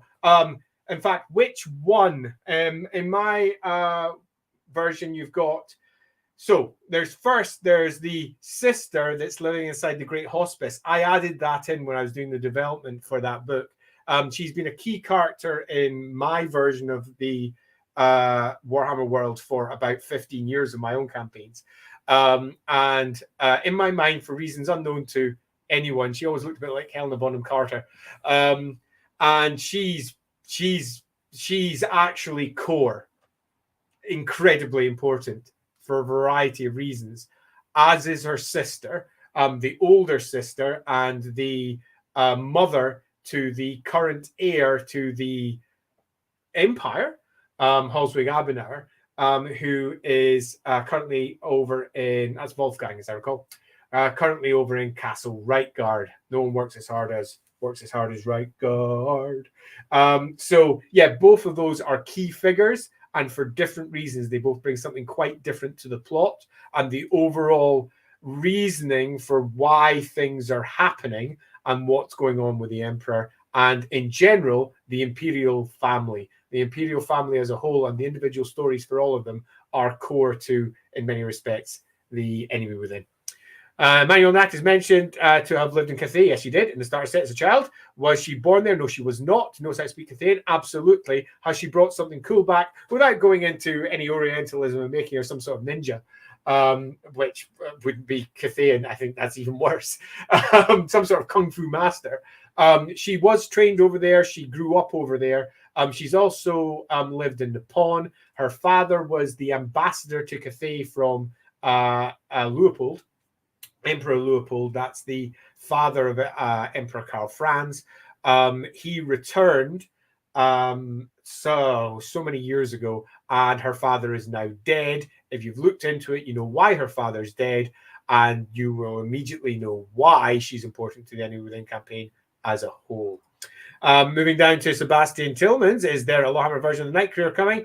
Yeah, there absolutely is. It's a career I've actually found. I don't know if you've noticed the Lawhammer careers that I've been putting up. They've got subpaths, and ensuring that I accurately represent how Night should manifest with that has proven to be a touch challenging. Primarily because the Templars should have very much of a different feel to the secular orders. And I also want to have a strong feeling for, I don't know if you've ever read I feel like I'm going off on a tangent, but this is directly related.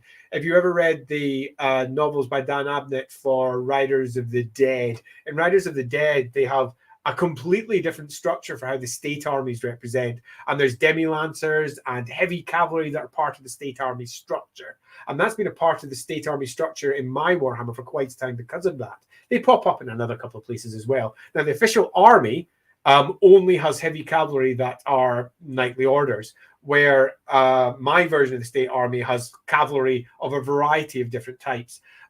Heavy cavalry are super expensive to maintain, though, and they're also significantly less relevant than they may have been in the past because of technological and magical development. It's a very different situation than it is in Bretonia, for example, where they can discard all of their fears of that because they've got a goddess who just goes, yeah, that's not going to work. My knights are fine. You can throw your cannons at them all day. It'll just bounce off. They don't have those benefits. So the state armies have moved away from heavy cavalry, where the old knightly orders have maintained that. And that's loosely how it works with my state armies. But I want to make sure that the knight career also incorporates state army options so that we can have ourselves all of the potential heavy cavalry options encapsulated inside one career. And I found it more challenging than many of the other subtrees to do in a fashion that I like. So is it coming eventually? Have I done it yet? No. But because I've said that, almost certainly one of my players is going to say, I want to be a knight now. So I'll have to finish it. I don't have any choice. Second, one of my players say something along the lines of, I want that career. I do it pretty much the next day. And I will spend however long it takes. It doesn't normally take that long. But I'll spend however long it takes making sure I nail it down. But if I don't need it, it sort of sits there on the periphery. When I started the new enemy, then a new edition of the enemy, then I really messed more background info to create characters that could be interwoven in the story more closely, like you described a bit early. No, I agree, Alexander, and it's not difficult. As I said, I had an article planned that was going to be about, I think it was about 5-6K. I was going to add it to the it was Empire and Ruins, as I recall, and I recall my plan for that one. And it was going to be a discussion now that the entire story was out. Of how you could use that entire story as one piece and how your players could be incorporated into that story from the beginning so that it didn't feel like it was a story they stumbled into, but instead it felt like it was a story that was theirs. And that's very much what I'm doing for my version. Possibly you'll take some ideas from that, but honestly, my version, this game is going to be so unlike your typical Warhammer Fantasy roleplay game. Everybody's used to their rat catchers and their big. I have a rat catcher. I'm now contradicting myself. One of the parties is a rat catcher, but she's a rat catcher unlike any rat catcher that ever rat catchered. Because we played it entirely random with our character generation. We had ideas as to what we wanted to play, but the actual character generation was utterly random. And it's meant that we've got like two of our party are giants. Because we did it all randomly with height and our weights and our careers, and it's really fun. So yes, some of our characters are not going to be characters that your average players will be happy with. No, they'll be delighted with some of them actually, that you will expect. I think that's a better way of putting it. Also, our version of the Warhammer world puts a great deal more weight behind characters who are blessed by one of the gods. In that, in my version of the Warhammer world, it is super, super, super rare. Rather than the classic computer game version where pretty much every priest of Sigmar is wandering around with giant glowing warhammers, and there might be 100 of the fuckers bashing people, shouting Sigmar for the Emperor, or whatever else you choose for your war cry. In my world, priests of Sigmar, the vast majority of them are not blessed. Most of the cult is comprised of people who are not blessed. But there are those who are chosen, and they are special, and they manifest in a variety of different ways. The bigger the cult, generally, the more members may be blessed, but that is not necessarily the case. As a single fact, now I'm not even going to throw that one. I want that one come out in time when we stream it because it's a proper crazy one. But we've got two blessed characters in our group, and another character you could argue is definitely tied to the gods. But in a very different way because she's an elf. But yes, and that means that our party already is special. And that, in terms of the character of how Warhammer Fantasy Roleplay is generally presented, where it's the scum of the earth, so to speak, is different. But I very much took a cue here from Graham Davis when we were discussing Warhammer. It turns out he and I pretty much thought hand in hand as to how certain things should manifest. And we were discussing with a certain amount of amusement about some of the arguments about high fantasy, about low fantasy, and about how they have manifested as game terms in Warhammer, and how when Warhammer was first created, they just didn't really exist as terms that were used in their role-playing games. And I don't just mean Warhammer Fantasy Roleplay 1, the very first edition of the game was filled with what would now be considered high fantasy concepts, whether that was flying ships or entire tables for magic items and how you might discover them sitting down a random pit, or treasure tables, or any of that nonsense. They were just creating a fantasy roleplay game. But one of the core concepts that they had that we made sure we covered inside the Enemy in Shadows was that Warhammer Fantasy Roleplay was a grubby fantasy. And I think that that's something that very much runs true with our group, because our group is, in comparison to many groups, really quite high fantasy and quite different. We've got a noble, one of the most important noble lines in the Empire, square front and center inside the party. We've got 2 blessed priests in a world where blessed priests are rare. We've got ourselves a bright wizard, and wizards are rare. We've got an elf. Elves are rare. They're all PCs. They all have fate. They're all special in their own way. But by golly, is it a grubby old fantasy. And I think that's one thing that Warhammer does really well. The high fantasy, high elves, for example, are not necessarily as clean and as high fantasy as everyone expects. So yeah, grubby fantasy. That's something that we dial into, I think, to a certain amount of, well, to a certain degree. I'm quite looking forward to it. Anyway, let's finish off our last couple of. I can see a Stevedore Guildhall in one of the big warehouses, even on the island. Like it, depending on how powerful they are in this time. Yes, Stevedores, they're often wrapped up in Warhammer Fantasy Roleplay, so there are fewer guilds for people to write about when they're writing books, but they're often wrapped up with teamsters. So your Stevedores and teamsters. They're sometimes wrapped up with laborers as well, allowing certain things to happen. Certain groups to be all wrapped up into one. Given that we've got ourselves a really rather new town that's expanded quickly, gilding up almost certainly would have happened. And I think that the Duke will be very interested in both undermining guild power, controlling guild power, and also making it look like his city has got strong established guilds. So yeah, I think that's a good idea, and I think we should probably undermine it and have the guilds having much less independent power than is often the case. And I think the Stevedores in particular should be separated. We've got several different areas of the city where the Stevedores are going to be prevalent. Up in the north western part of the city, where all the deal porters will be working. The Stevedores are often called porters, porting goods from one part to another. It's an extremely skilled job. Contrary to what a lot of people think about when it comes to Stevedores, where they think, oh, they're just stacking stuff. If you stack stuff in a boat wrong, that boat goes down. It will sink. So stacking boats correctly on the inside is incredibly important. And the Stevedores they've cornered the market for a reason. They've got the skills to do it. They also have the skills to accurately port the material out and onto docks, hopefully swiftly, perhaps very slowly, depending on the nature of the relationship they have with the individual captains or the individual businesses at hand, or the merchants who may not have paid their due fees to the guild. But I think having all of those in place is a good idea, and I think that the Hall's crews possibly skimming it, controlling it, otherwise doing something with it is potentially a good idea if anyone can think of some good NPCs for how that might work. Alexander says, I will steal like hell from Lawhammer with due credit. I don't care about the credit. I'm throwing it all up for free. Literally everything that we do for our streams is going up for free, either on YouTube when we do it or up on the Lawhammer blog. It's obviously a Patreon blog, so you want to throw some cash our way. We're obviously not going to say no, but the cash isn't for all the stuff that we're going to be creating per se. The cash is so that we can build a studio to do it. We have already spent, I don't want to say how much we spent. It's actually embarrassing how much money we spent on my living room. I mean, the cameras alone, holy crap, they're so expensive. Enough to make me cry. But we're doing it anyway. Yeah, it's fun. But everything will be going up. You don't need to worry about credit, but if you do want to give credit, we obviously, that's very nice of you. Thank you very much, Alexander. Moving down. Hey, that's great. Great to see you here. Eisenbard Estate says good morning. Yes, morning, where you are. Face future tongue. I presume that was its attempt to give an emoji, which completely failed. Thanks for that one, YouTube. Johnson says someone could be super special as a PC and officer, but they might still die. Well, yeah, exactly.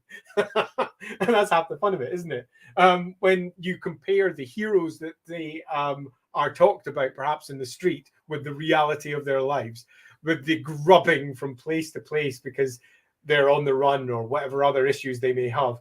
If they become outlawed, quite literally no longer under the protection of imperial law, and exactly what that, the impact of that on their lives. Yeah, there's all manner of cool stuff that we can do that means that what may appear to some to be high fantasy is in fact much more Warhammer Fantasy Roleplay grubby fantasy. Lethbridge suggests that's in one of the warehouses. Yeah, I agree. I think that's a good idea. Moving down to Alexander, there's a famous building in my town that is just on a bridge. It is the town hall on the bridge. I love that.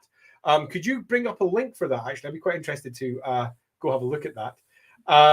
Maybe a tad too fancy for a stevedore house. I do think that's a tad too fancy for a stevedore house. That doesn't mean that we can't, pardon me, get a bridge building somewhere that does something similar. The bridge building over here, the bridge, pardon me, is going to be on a hinge, but we can possibly do something with one of the other bridges up here, and we can stack one up right over it, and there's a tunnel running through the building itself. I quite like that. That'll be a nice feature location that we can drop in. Lethbridge says, I reckon there should be a wine importer or something like that who gets really crappy wine and then flogs it to middle-class boffins who really fancy. Yeah, we've already got, I don't know if you spotted, okay, so I feel like I'm just going to end up talking about my blog all the time, but some time ago, I did a bunch of wines for Vermintide because they wanted to have some wine bottles for one of their special events. So I sent them over a whole bunch of fun, exciting stuff about wines. And I uplifted some of that and dropped it down into my blog because one of the wines was a Hallskrug wine from Kalegen. So it was perfect. So we're going to have ourselves vineyards up to the north.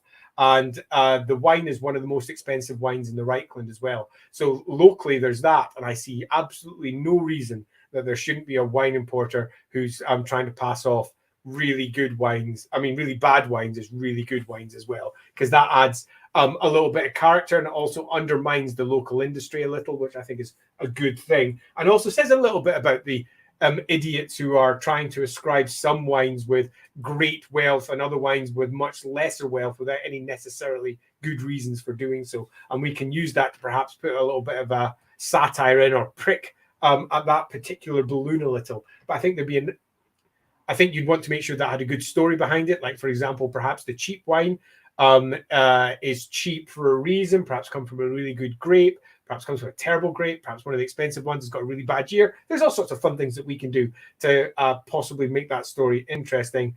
I just skipped the link. Did I? I'm not seeing the link on my stream here. It's possible it's only popped up on YouTube and it hasn't popped up over to me. So the links may not be showing over on my side. So I'll catch the link later. But you can put links into chat because I do it all the time. I'm just not sure. Oh, there we go. Not sure if you can put links into this YouTube chat. I'm just not sure if the link's going to show over on my side because apparently I didn't see it. Anyway, I haven't actually done much drawing today. I've been doing far too much chatting. All your questions. So I'm going to quickly fill in. And do I want to color this area in first? No, I want my stevedores to have a very clear location first. And I want their building to look a little bit different so it stands out from the rest. So first, I've got to decide whether it's on the north shore or the south shore of this. I want it to be relatively close to the bridge. I want it to be, yeah, I think whoever suggested that we drop it over onto the little island, I think that's correct. We can have ourselves a little bit here, steps that go down into it. They can all pile out. It can be much like the Fisherman's Mission discussed 3 or 4 streams ago. It can be basically a big gathering place for all of the various stevedores in town where they go to try and get jobs. And I reckon they'll probably have a couple of other. Thanks for posting that over in Discord, by the way, Alexander. So if any of you are over on the Lawhammer Discord, it's apparently been posted over there. If you're not over in the Lawhammer Discord, I obviously suggest that you should be, because that's where we discuss all of these things out. And if you want to be more involved in Kalegen and building Kalegen into a bigger city, it's somewhere you can just drop ideas. Yalib, for example, has been collating a lot of those over on our Discord, and we're popping those over in turn onto the World Anvil account that we've got running over there. Said I get a link for that. Let me just grab that now, actually. World Anvil Lawhammer. That'll be enough, surely. Yeah, there it is. Let me just pull up the link for that. And that is our Lawhammer account. Bring that up as worldanvil.com, W Lawhammer. Yay! I'm not entirely sure why it's got a W there. It's a bit weird. Huh. we're in the W category. It's a very important Warhammer. Let's say it's Warhammer. I love it. Anyway, let's get this done. I'm going to color this in first. Let's make this the stevedore area. Let's make sure we've got some definite areas where they can drop into barges, and then the stevedores could barge their way down rather than just walking. I can see in the mornings, on a cold morning, they're all stomping their way down. We're going to need a clear road that goes down to the main docks where people are going to be coming in on both sides, which means I'm going to add an extra couple of roads to support that. Size 9 brush should do just nicely, which means we need something that goes along the warehouses district at the back, over to the old road, down towards the docks, and then this way, and then that way. So they can get in there. They can also go this way. I'm going to got a middle class area that goes that way. We don't want them going through the richer area. So they're probably going to go down through this way, which means we need a road at the back here. And there we go. That'll loosely resolve it. Cool. Okay. Love it. That means this is stevedores. Let's do that. Location color. Brush. Bigger brush, please. That'll do. For those of you who haven't followed the earlier chats, our colors are automatically chosen by the software because I've already preset them. So I don't even need to choose. I was really messy today. I don't even need to choose a particular color when I do it. I just fill it in and away it goes. So that's stevedores. Was there any other ideas for things that we could drop into the warehouses here? If you've got any other ideas, drop them in. We'll possibly turn one of what's about to be brown buildings into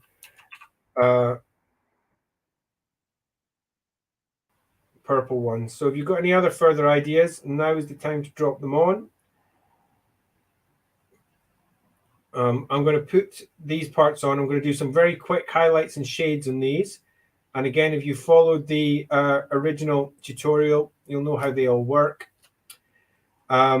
And once I've done that, I'll drop in some shadows, and this section here will be in place. And I'll go back to the section that I actually intended to do first and go sort that out.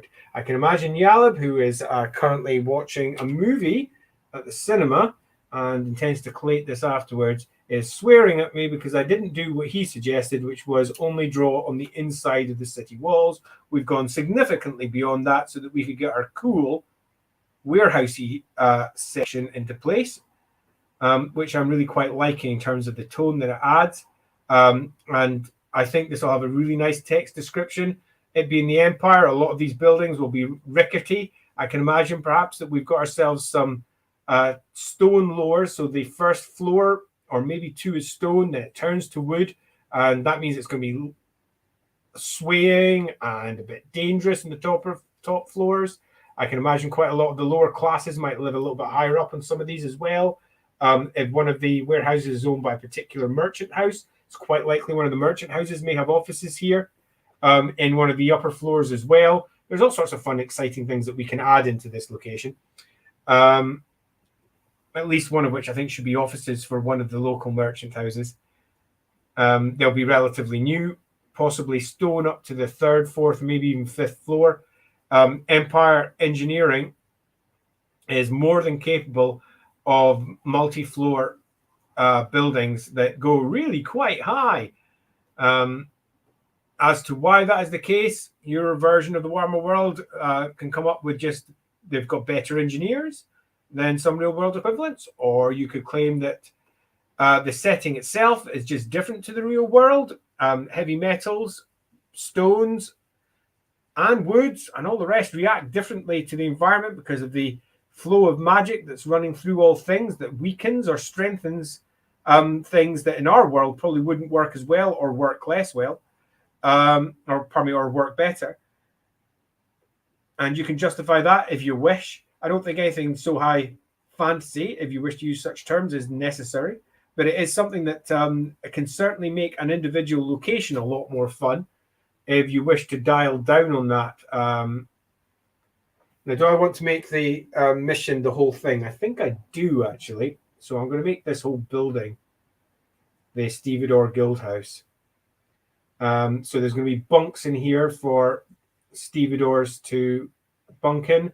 There'll be an office here for people who wish to get a stevedore license, guild license, prove their skills. As we mentioned already, stevedore is not a labourer, is not someone who simply carries things from A to B, although labourers are often employed by stevedores. Stevedores are skilled workers who stack up stock both on ships and on the shore in a fashion that keeps it all safe. Heavy stuff isn't stacked on top of light stuff, if you want to go for the very simplest and most obvious route. So we've got some basic colors in place. I'll check the comments where I do the highlighting and shading, because I don't think there's been many in. Not sorry for mentioning those nice buildings. No, and you shouldn't be either. It's a good idea. Alexander suggests combined office living house for a merchant at the border to the middle class, some upstarter merchant. Yeah, something like that might be a really good idea. Well, what makes this merchant special? When we're picking out locations, we generally want something that is worthwhile writing. So we're looking for something that definitely has adventure hooks attached to it. If you want to imagine writing up this location, you'd imagine it's something like this. The location looks like XYZ. That's paragraph 1. Paragraph 2, the location includes this character who is like this, perhaps speaks like this, presents like this, or employs these people. So the first paragraph would be a description of the building, possibly describing the different layers. The second paragraph would be a description of the NPC. And then we drop into, if we're using Uber's Reich book as an example, 2 adventure hooks, which could be quite short, not more than 40, 50 words, and might be a little bit longer. And they tell the secrets for the location. So this is something like, is a cultist, if you want to go for your classic. But we like to avoid that where at all possible.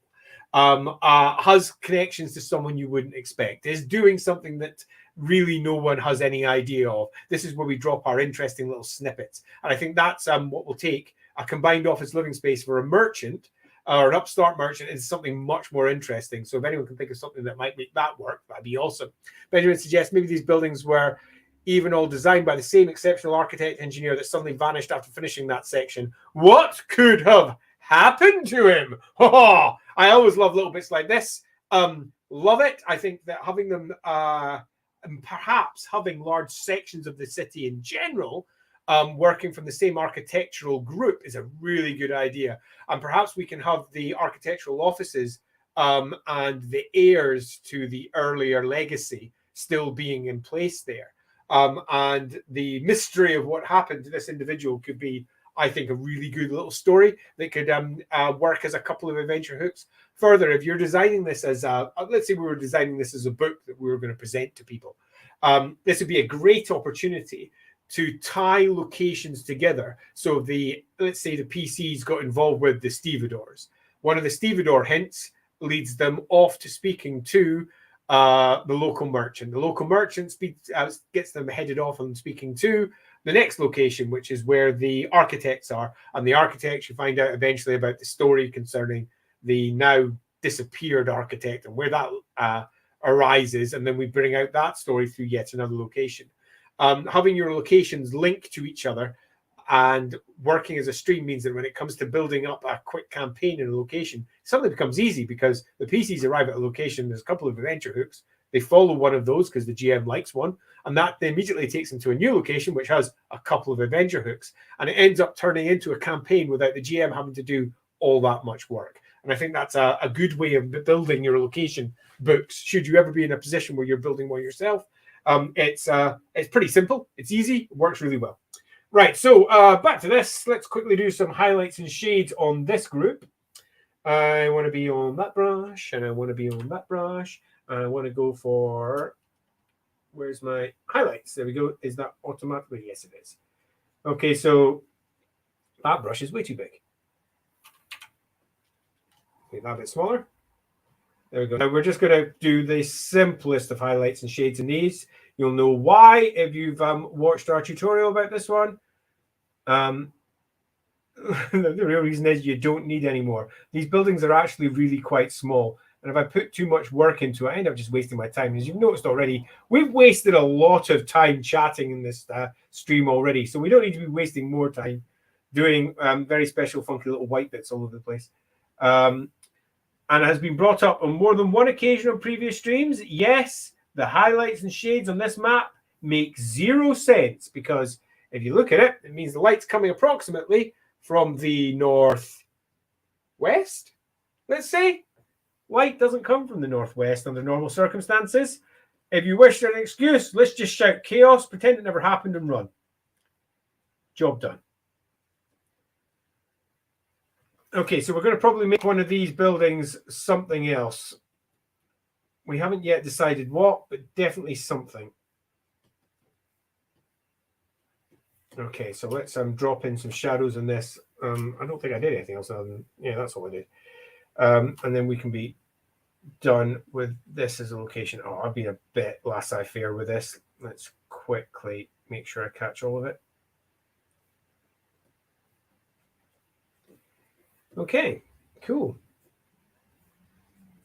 Cool. Right, shades. These buildings are freaking huge.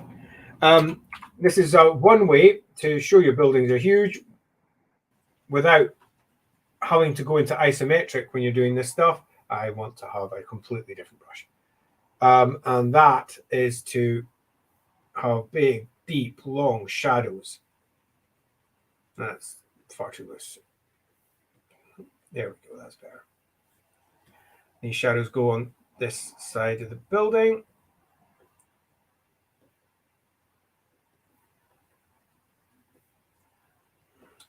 And as we've discussed on multiple occasions in the past, doing this particular part really does start making the individual areas pop a little. It provides, this brush is too big.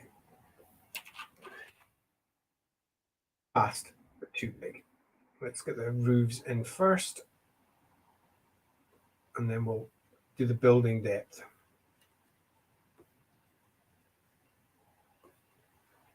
Then we'll add a little bit of detailing at the back, and then a little bit of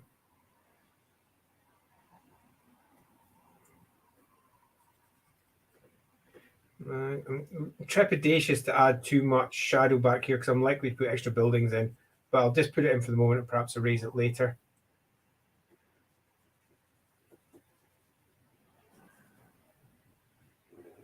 A little bit too thick there.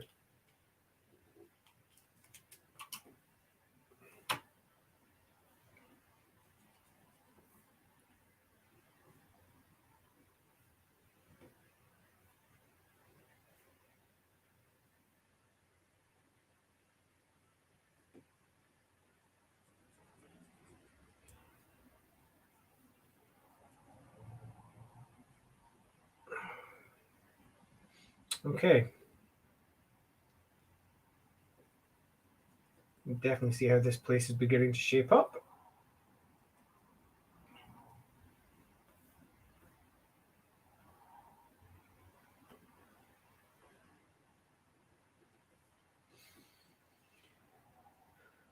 Word up.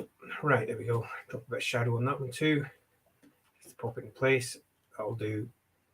Not intending to spend too much time on these either. There we go. A little bit of detail and we're almost done. Let's get our tree layer and a little bit of detail in the back. In fact, we're going to get the texture layer as well because that should have been on ages ago. Give me more of an idea of what this place actually looks like. There we go. Let's now get my trees. If you want to know how to do the trees, as I've mentioned many times, pop over onto the tutorial and you'll get a good idea of how these are built.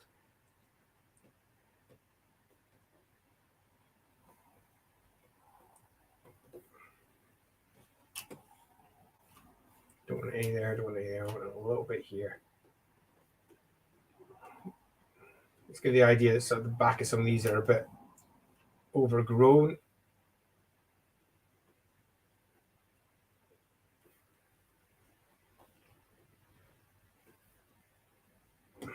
Okay.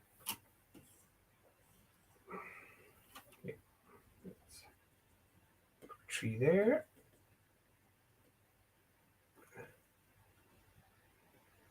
Okay, cool. I'm going to take off some of that actually so that it's easy to read that the road goes through. This is something that I mentioned in previous streams as well.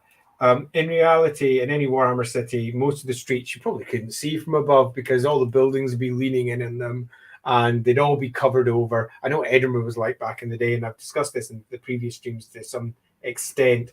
But it's important that the map is usable by your players. And as a player, you need to know where the roads are, which means that we don't make the streets as tight as they should be. We make our buildings slightly more further apart. And yeah, it might be less realistic, but it makes a whole hell of a lot easier to read and be used at the table. And when you're doing a plan map of this type, utility is pretty freaking important. So I like to make sure that I always keep that in mind with everything that we're doing. It doesn't make a huge impact in how these maps present, but it does make quite a big impact in how usable they are in practice. So you should always consider that if you happen to be doing your own versions of these things. Let's just quickly mark that out. Back street, and then possibly have buildings that go into. I mean, there. I can imagine this is a bit of a broken down back street, old barrels, bits of broken detritus all over the place. Yeah. Okay, let's get our road layer and add in some extra bits at the back. Some of these areas here are going to be cobbled over, old barrels and stock held in place in some of these locations. At the moment, they look like they're just grass, so I'll quickly cover some of those. Other parts can just be mud and messed up at the back. Pardon me, messing up my brush there. Let's put a couple of roads in there. Excellent. And quickly tie that in with some detailing. All right, we're pretty much done with this area. We've got enough in place that we've got an idea of what it looks like and how it's going to manifest. I'm going to put a little bit of extra color on before I finish here, just to finish off some of the detailing there. Do I want that? I want that on road as well, please. Road. I think this entire back. No, I've got a tree there. So let's have a section at the back. Yeah, that'll do. All right. So have you got any more ideas for this location? Now's the time to bring them up because I'm going to move on from it in a second. If you think any more of these buildings should be purple, now's the time to say what you think should be in them. Because as I say, I'm about to move on and work over on that slightly more upper class area that was originally going to be drawn. Okay, cool. A little bit of color on that, building color. The idea of a fence or two sitting at the back. Add a little bit of extra detailing on the edges. Lovely.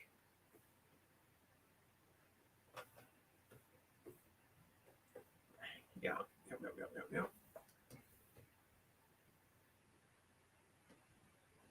Okay. I think this section is largely done. I'm about to turn to the comments. You've got any comments? Bring them up now. I'm about to go. Yeah, I think that'll do. Yeah, cool. Okay, I've got a real strong idea of what this entire location's like now.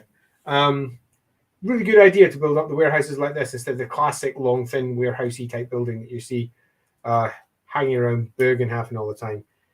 Very different feel for that section. Like it. Also gives it a bit more of a new build feeling rather than the older cities relying on lots of older buildings. Right, so where were we in our comments? I think we're about here. Alexander, what are you saying? One is a clubhouse of a Stevedore Middenball team.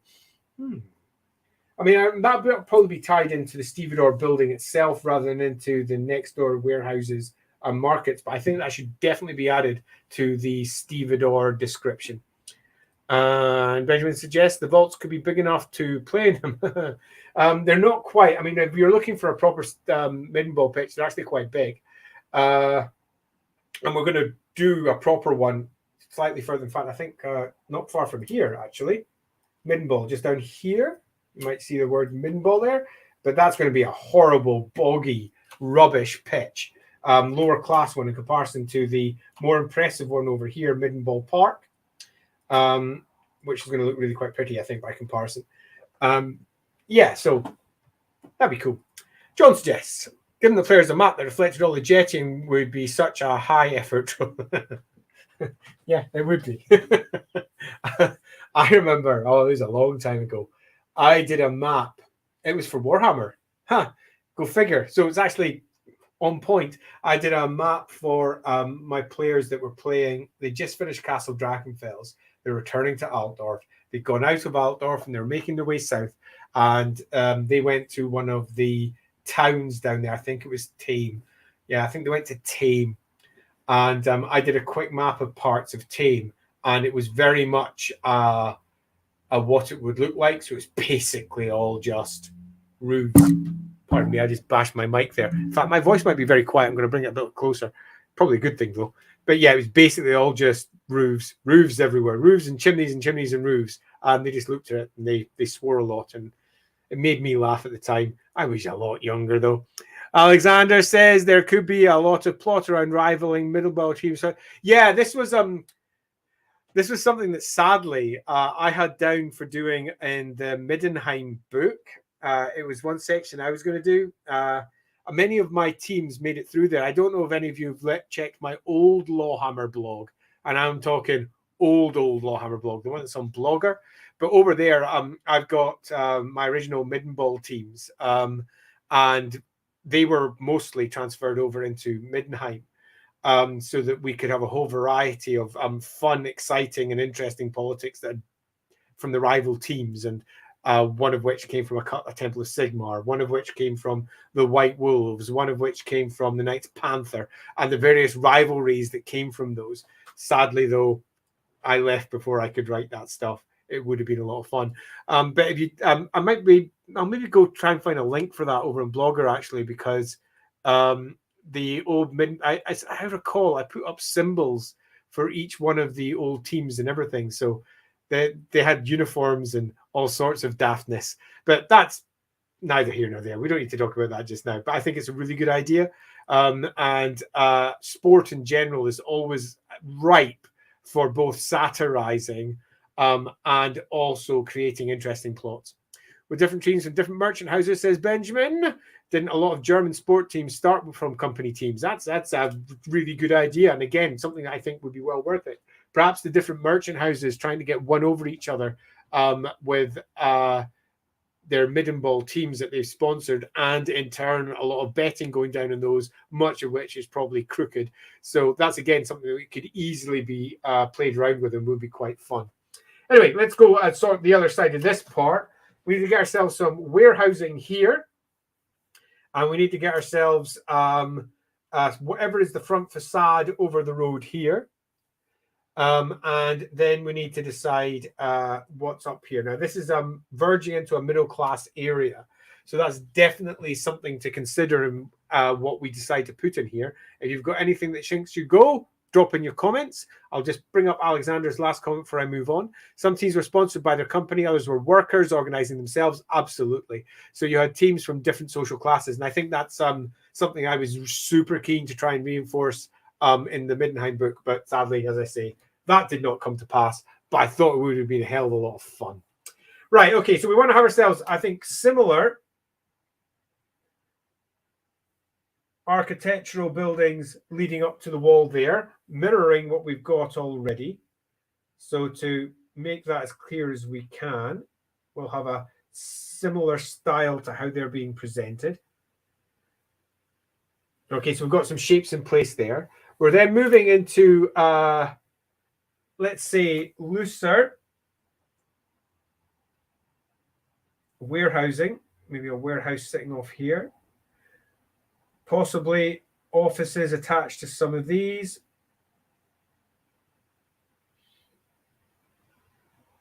Gaps between some so they can get behind to other areas where there's a few more. And then we collapse from some. How big are my warehouses over there? I want something similar. Let's go for some smaller ones too. Let's have a couple right by the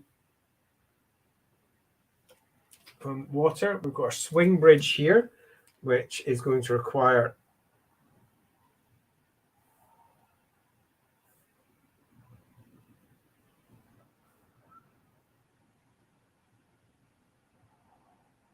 figure out exactly how that works in a moment.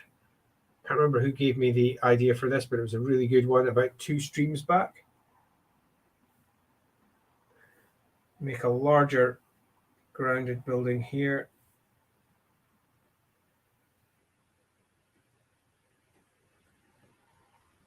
Yeah, cool. Okay, so let's start filling out some of these.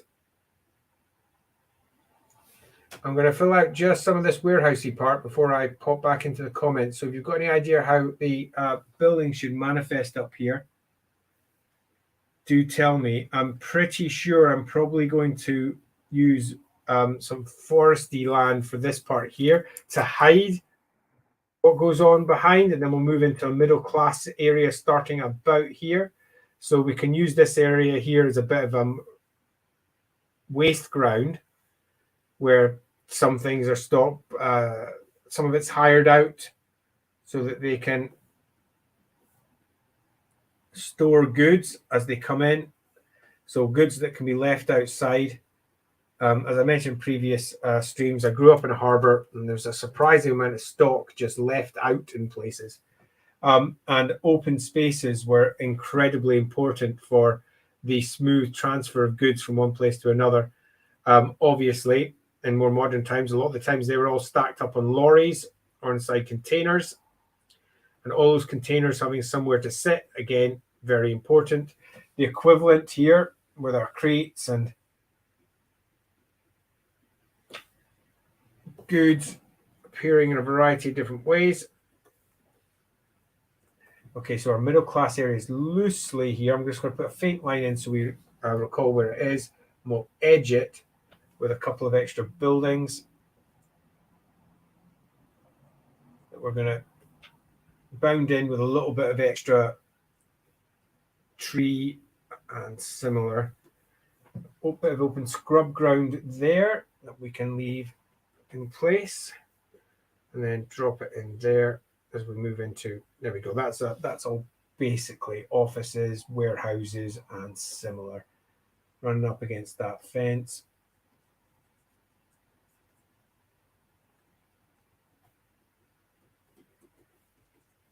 Okay, so that entire area is largely going to be road, unexpectedly. So I'll just fill in that area with the road. And once I've done that and marked that area, I'll pop back in the comments just in case there's anything popped up. I'm also going to add a slight bit of texture and dirt to all of this area where things can be stored to show the idea that there's stuff here. It's a bit messy.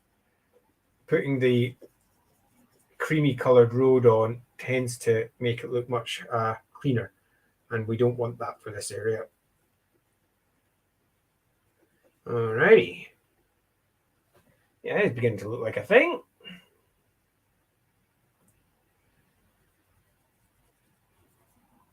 Okay. Cool.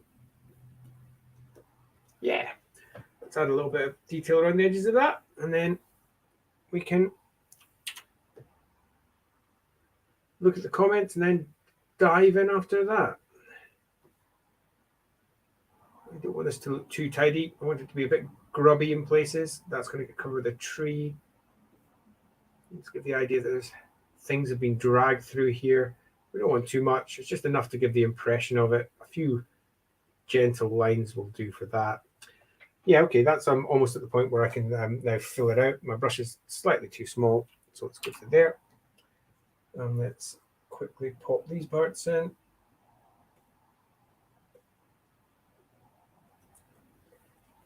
Okay. Beginning to get a feel for this area too.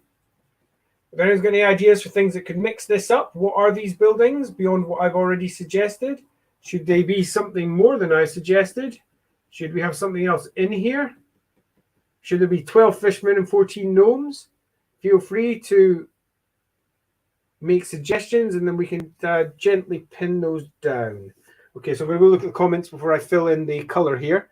Right, where were we? We were here in Germany, says Alexander, Northern Italy. There's something called the, oh no, you keep on asking me to pronounce German. The Geschlechterturm? Geschlechterturm? I have no idea. It were really high townhouses. Yeah, absolutely. And sometimes real towers built by wealthy townfolk to show off and have more. Yeah, absolutely. We referenced this, as I recall, in one of the locations as well inside the core book, where there was two noble families that were trying to build, or no, probably two rich families. They're trying to build increasingly taller buildings, and it caused them some concern amongst the local populace. But yeah, absolutely. The idea of these towers, really high townhouses, they're a lot of fun. Slightly difficult to show on plan maps like this, but they're very much a Warhammery staple, particularly when they start reaching the point where they become those slightly creaky, multi-layered buildings with chained off sections, and yeah, lots of fun. Bridge says, I hate the send button being next to backspace. Don't we all? Alexander says, living room. So that's they'd have more living room for their big towers. Mainly made sense in towns where real estate was quite expensive. Absolutely. But maybe some of them within the formerly better parts of the old city, within the first city walls, now falling into, I'm going to presume he's about to say ruin or disrepair, ruin, as it is much cheaper to build something impressive in the newer parts of town. And you're right, 200 characters is too short. Benjamin suggests, did they invest into making the roadside fronts look more fancy, I wonder? And yes, that's something we've discussed earlier, and I think we should definitely do at the moment. For this section here, I'm just going to do trees, but I think for the section that we've got coming up here, we can do something else. And whatever you're about to suggest, perhaps, is what we do. Or one, is it the road where all the fancy people walk by, and how much of it is real? Is it just painted on? Yeah, this is very much the road where all the fancy folk are going to be coaching up towards the palace that's deeper inside the city. So this entire section is something that should definitely be a facade to a degree. Facade. Lefbridge suggests, can there be a bucket seller in one of the warehouses called Hyacinth Buckets Bazaar? Don't you mean bouquet? Problem with just a bucket seller is it's unlikely you would have just a bucket seller. It's far more likely there'd be a general ironmonger or just a smith who's working on all of these items. But I definitely think that there should be something in that. And if you can turn that into an idea that's perfect, I'm up for that completely. Perhaps what John Smith suggests, a florist. I don't think we've got a florist anywhere yet, although I seem to recall we discussed it at some point. So yeah, the bouquet, quite. Perhaps with a German translation for bucket, because, you know, that's what it's all about.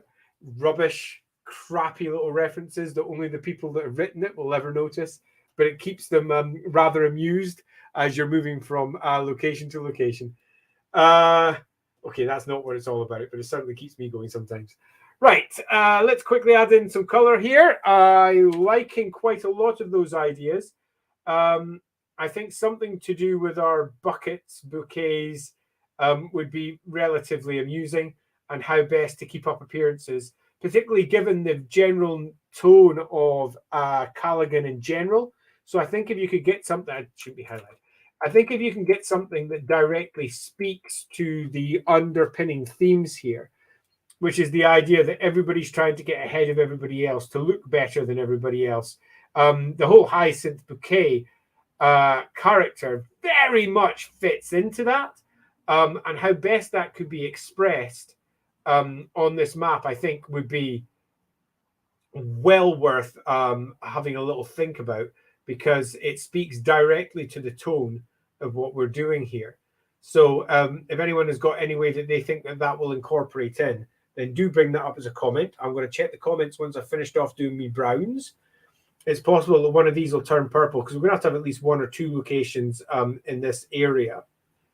What time are we at? Oh my goodness, it's already past 9 o'clock. Man, that means we've been going for around about, I don't know, 2 hours, 20 minutes. That's not too bad. I wanted to ease it in relatively gently to start off the new year. If you were there at the beginning of the stream, you'll know exactly why. I shan't repeat it, because nobody needs me to repeat this. But yeah, there's a good reason I want to ease in gently at the beginning of the stream this year. So that needs a lot more detail. That's Dollars Dishwasher. That's not a very interesting location. So I'll probably plan to stop at around about the 3 hour mark. At least that'll be the plan. That may not happen depending on how much we've actually put on the screen. I would like to have at least one of the sections of this town actually done during the stream. So far, we've done a whole lot of talking and not a whole lot of mapping, which is why I'm finishing off this section before I do the next bit. Right, have I got all that in? I do. I want to do a little bit of extra detailing around those edges before I move on. So let me just quickly. Oh, that's too big. I want a tighter line. Oh, maybe it wasn't too big. Never mind. It wasn't. There we go. Right. When I finish this bit, I'm going to color this a little bit as well. And then I'm going to take a look at the comments. So if you've got anything you want to say, now's the time to do it. And I'll get right on it. We'll bring it up on screen. Also, let me just offer a quick thanks to everybody who is making comments. These streams wouldn't be the same without you. You are awesome. Thank you so much. And I recognize that these streams, because of their long-form nature, are often background fodder, something that's put on when you're maybe cooking or driving somewhere. Oh, God, no. Who'd want to listen to me doing that? But for those of you who are dropping comments in, it's super appreciated. It makes quite a big difference for the enjoyability of it for me, but also just for the stream in general being more interesting. Building something that's all of ours rather than just me randomly adding crap that I think would be cool for an individual location. Having you all add in your own ideas really makes a big difference. Okay, cool. Right, that's the base color. And let's see if there's any extra comments. Benjamin suggests just put a nice beer garden so you can drink and watch fancy people coach by. Actually, that's not too bad an idea. For the upper class bit, townhouses with some gardens towards the road, good idea. Even a rivalry, who has the nicest garden, definitely a good idea. Nightly visit actions to destroy the bushes, flowers of a neighbor, very important, especially the night before a VIP is visiting. Oh yes, got to make sure that your garden is the best garden. Yeah, I like that a lot. Bring shame to certain families. Yes, love it. The garden has won the most tidy garden Kalegen award 3 times in a row. And I wonder how much that cost them in bribes, stroke, payoffs for people to ruin things. Oh, and if you want to put the German spin in the Bucket Bazaar, it'd be Hyacinth's Eimer Emporium. Now we're talking! Yeah, now I'm liking that a lot. The Eimer Emporium has got a better word.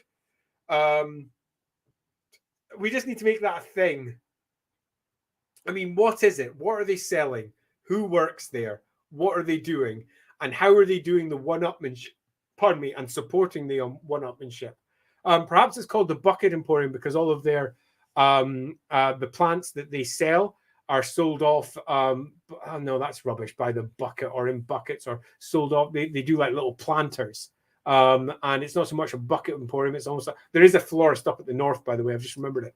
We dropped one right at the very beginning near the top seller. So I'd rather avoid an extra florist. But you definitely want something that supports their garden. So some sort of ironmongery business. And they're supplying all of the middle to upper middle class in the local area with everything that they need to do that or something. But yeah, we need to figure out exactly what that place is selling. Not quite sure what it is yet. My seller has a brother-in-law who lives in the slums. Inevitably. Nice one, Lethbridge, and I agree. Particularly given that we're going to be adding some slums down here, we can even make that a part of it. That slum will need a good name. If anyone's got some lovely names for these places, I'm going to quickly highlight and shade this section. I think that our shop, our Bucket Emporium, or whatever it is, should probably be here-ish because we want a nice spread of purple locations. We probably want to have some sort of thing down here as well. So maybe turning one of these into some sort of establishment where people can gather. So it's not necessarily all warehouses down there. So that too, that gives us a bit more of a spread of the purple locations. But I'm going to highlight and shade off this section first, and then we can decide exactly what should be there. And if you have any ideas for that, now is the time to start plopping them down. I'm going to next look into the comments once I've quickly run through this section. And I do mean quick because I want this section done.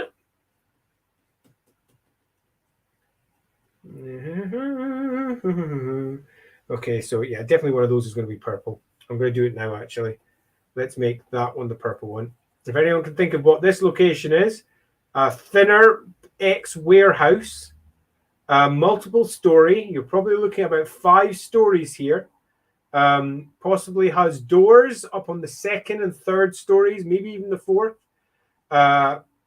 Could be used for a variety of different reasons, or if anyone can think of what that could be, that would be awesome. And let's now get my shades and pop that into place.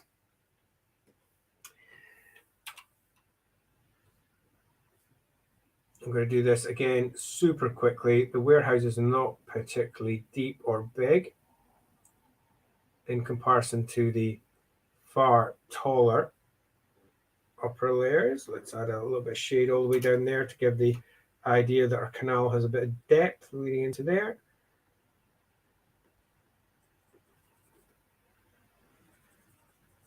Let's drop that in too. That goes over there. Round into about there, which means they go to no. Need a slight break there. There. Move that across. Okay, that's our shadows in place for that. Much bigger buildings, now down to the smaller buildings.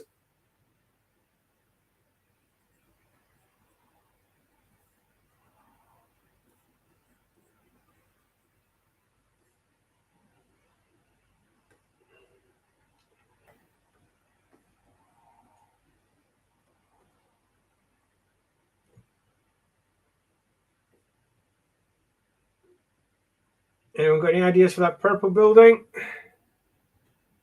I'm going to go check your comments in just a moment. Excellent. Coolio. While I'm here, if you haven't subscribed to us, obviously, I reckon you should do that.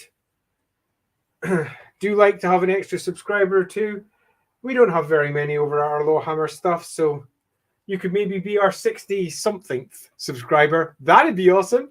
And if you could do that whole like and share to people thing, if such is your want, that'd be awesome too, because the more people that are aware of us, inevitably the better for us too. It makes it more likely that I'll keep on doing this stuff in future. But let's be honest, I'm going to make it anyway. So I'm going to be keeping on doing this no matter how many people do or don't watch, because I kind of can't help myself. My players are going to use it, so I'm going to be making it. Maybe not streaming it live all the time, unless people enjoy the streaming live part of it all. Right, okay, we're kind of cool there. Let's drop in some shadows behind those trees that I didn't do before, but I'm going to quickly sort in now. A little bit of extra depth around those.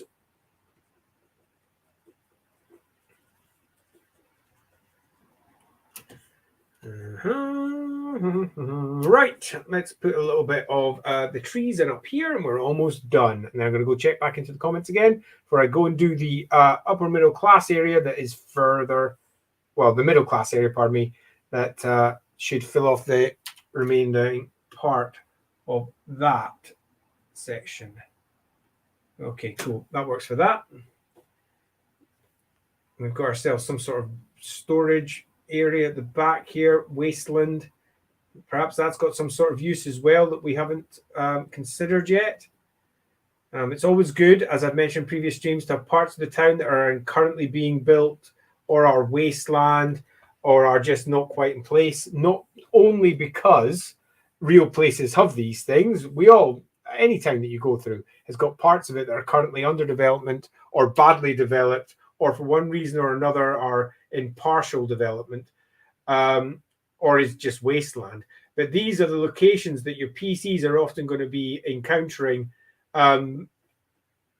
guild members, clandestine meetings of various types. Perhaps this is where they don't exist. Skaven decide to meet up with the players or have a bit of a combat in the back alley somewhere.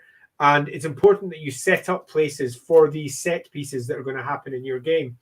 You don't want to just have every single last part of the map full of detail and full of buildings and full of tight locations, because if you do, it makes it less interesting to use, both as a GM looking for interesting places to site their next part of their adventure, and for players to explore. It's good to have different textures, whether that texture is wasteland through to tight passageways, through to underground, through to open parkland, through to upper class wide roads and high townhouses.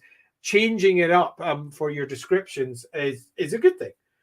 So I do recommend, if you're doing any of your maps out there, oops, wrong color, that you try to include these areas, not just because they would exist, but because, pardon me, they make the location more interesting for you to use and for your players or whomever happens to be using your map to deal with. I'm going to leave this loose at the back, loosey-goosey, purposely not doing something. Right, so we've got one purple location, then we need to decide what it is there. We've loosely highlighted enough probably to move on. I'm going to do a little bit of mucking up that area a little bit. That's the brush I want. And I want that on probably an extra color layer. Yep. I'm going to do that and add a little bit of brown to it as well. Just want this area to feel a little bit less clean. Right, that's a little bit better. Let's put our last shades and we're done. Okay. So we've got trees there. Trees are a bit more in place there now. We've got all sorts of shady crap to put in place here for potentially shady encounters. Okay, yeah, that's much better. Love it. Okay, let's see what you're all saying. Then I'll move on to the middle class, well, the middle class area. So, FP suggests they could have mixed up barrel with buckets, so they now make barrels for the wineries and now also do buckets as a way to cover up. They didn't know barrel and bucket were different. That's a hard thing to actually happen in real life. It's something that could be funny, but you'd if you were doing something like that, you probably want to make that a cover, as in that's what's publicly said, but behind the scenes, there's something more sinister going on where one word has come to be used for another for some nefarious reason or another. Benjamin suggests Minor Eye now sees a Warhammery garden centre like stores with buckets, pottery, garden tools, seeds, painted garden gnomes, and halflings. Yeah, some sort of gardening centre.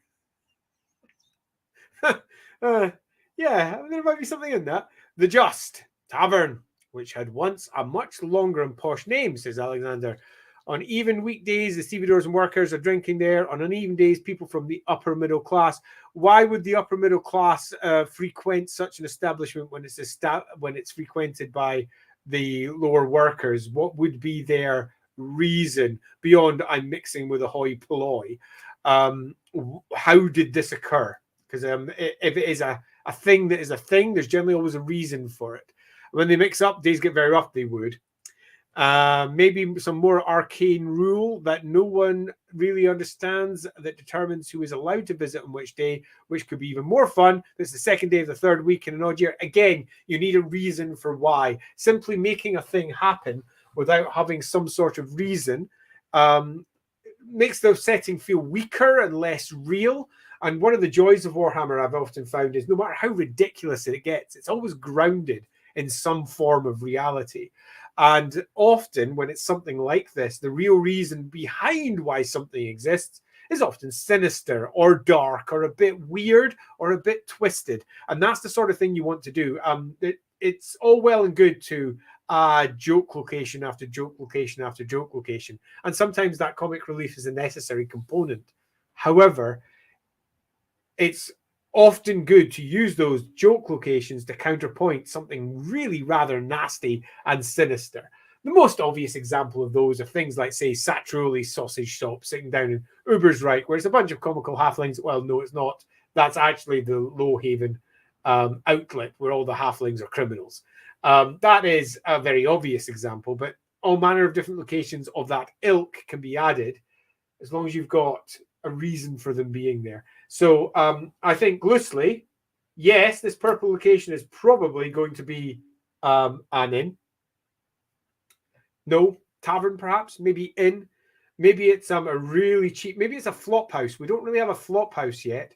So we're talking super cheap and nasty converted warehouse, which is basically just common room after layer of common room after layer of common room. We need to have somebody to run that flop house. We'd need to have somebody to take the measly coin that it generates. Perhaps it's a cover or a front for something else. Perhaps it just isn't. Perhaps it just is what it is. Maybe this is where many of the laborers sleep, those that are looking for work but don't have the necessary skills that are required for the vast majority of the jobs that the town offers. So they're going to be looking for the cheapest accommodation right down by the docks in the hope that they can be applied for basic labor work, moving things from one place to the next, but not actually stacking them or doing anything with them. So employed by stevedore gangs with their caps on, or employed by others, perhaps Teamsters, something similar. Yeah, that could do for that location. The idea of the just, where we've got ourselves different things coming in, that could go up here even. But again, we're going to need to have a very strong reason for why it is the way it is, beyond simply we've decided that it is. Why would people turn up? Why wouldn't people turn up? What is the conflict there? Why do some people want to claim it and other people want to claim it at different times? And why is that conflict important? And thus people engage with the conflict.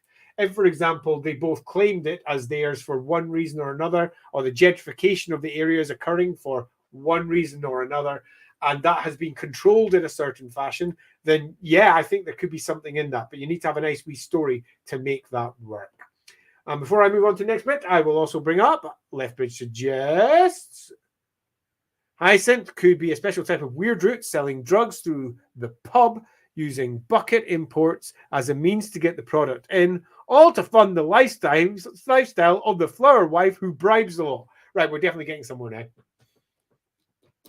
There's something in this.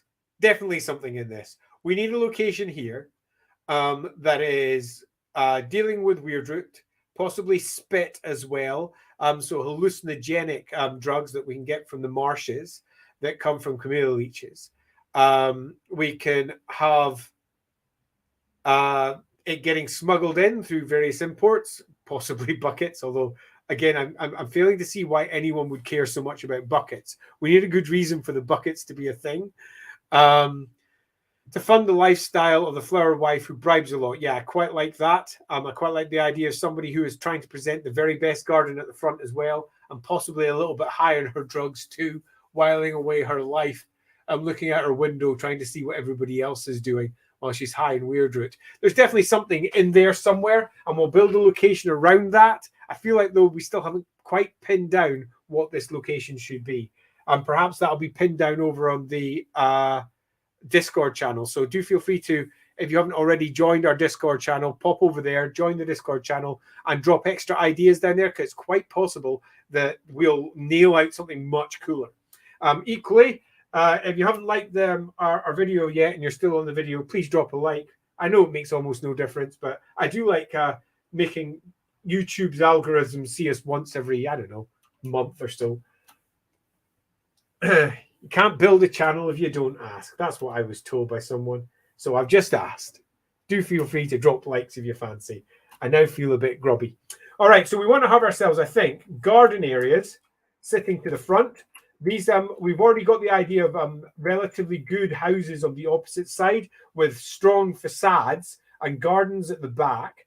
So this one here, I think we have gardens to the front, townhouses, perhaps individual walls, but walls sitting at the side, possibly a raised, almost like a terraced garden that goes down to a low area with an iron fence, and then it's like a presentation of a garden that leads up to the houses themselves that are slightly higher at the back.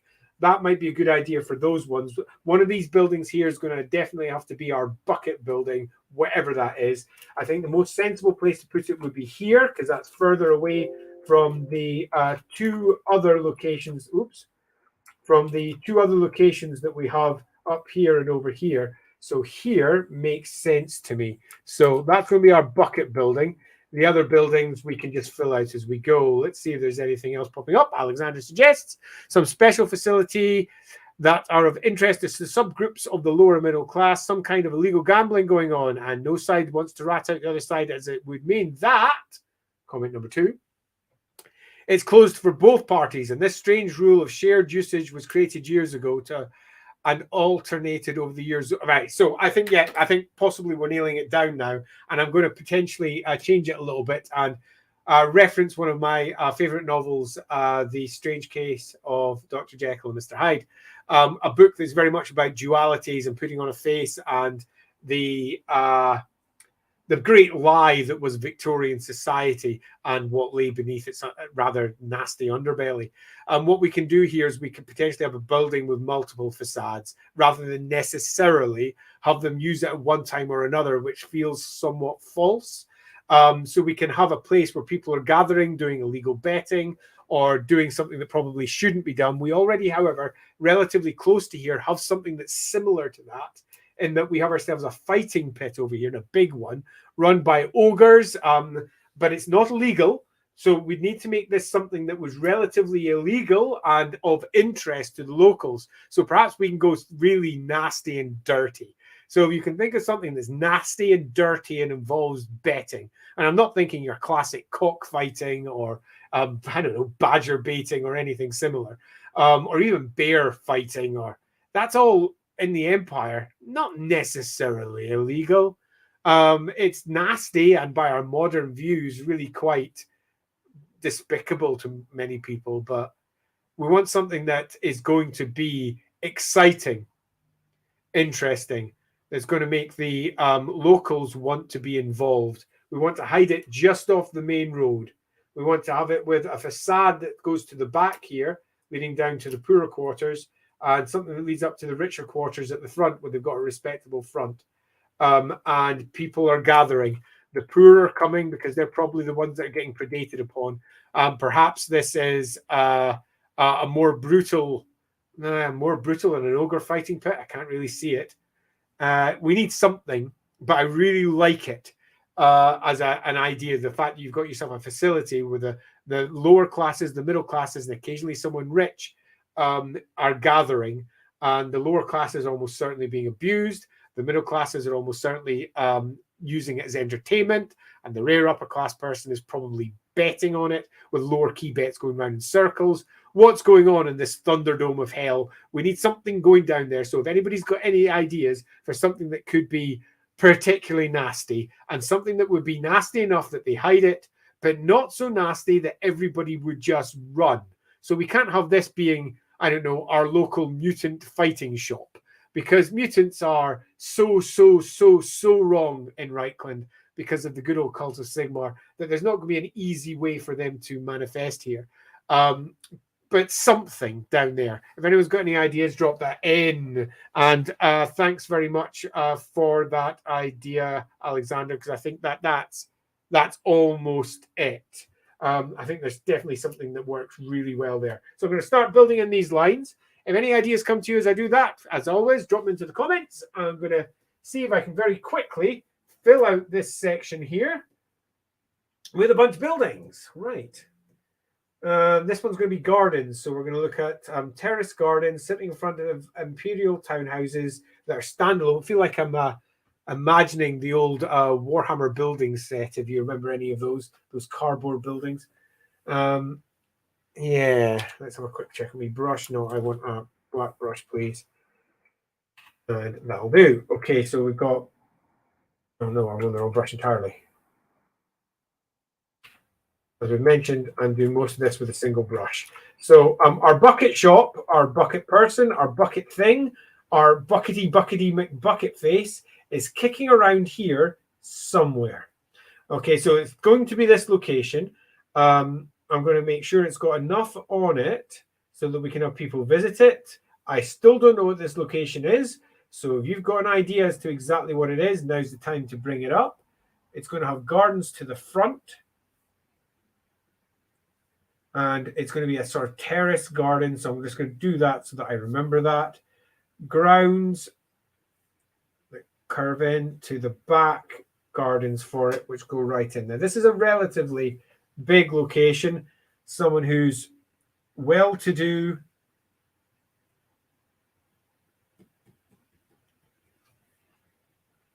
possibly selling stuff, possibly not, possibly doing something illegal, possibly not. We've had a lot of ideas inside the streams so far, and they're all almost there, but we're not quite sure which one we're going to eventually land on. So I'm just going to build a relatively generic space that we can then turn into something after the fact. So if you have any ideas for what this generic space can be used for, add them in. If you've got no further ideas and you like the ideas that you've had, do drop them into the Lawhammer Discord server afterwards, because I inevitably will forget them. And we can collate that and add that over onto the World Anvil account as we start building all of the locations. I'm going to quickly get my wall back. What is this location at the back? What are they doing with it? I don't know. But definitely something.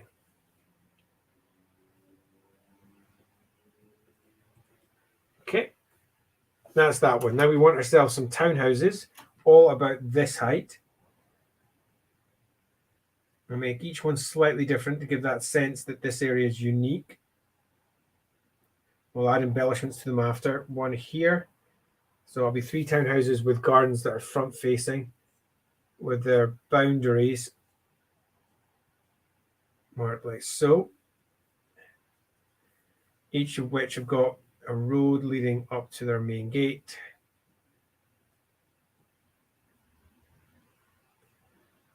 And gardens that everyone can see. It's important that that facade is maintained. In fact, I'm going to make it like that. Yeah, that'll do. Some of these buildings have got slightly longer backs. After all, we need to have our dinner parties.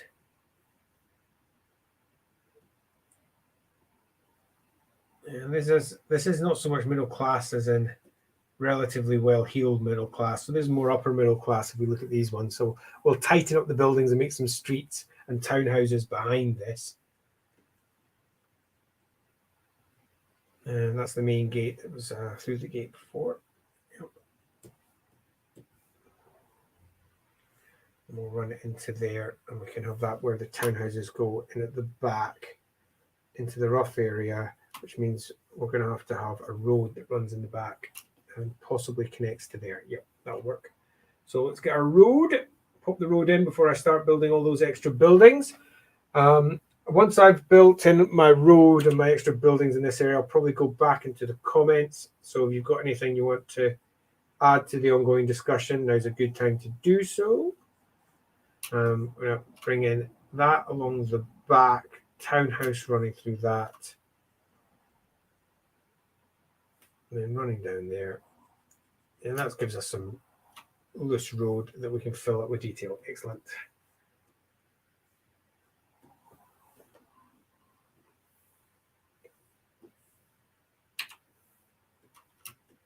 Okay. First, our dodgy house. I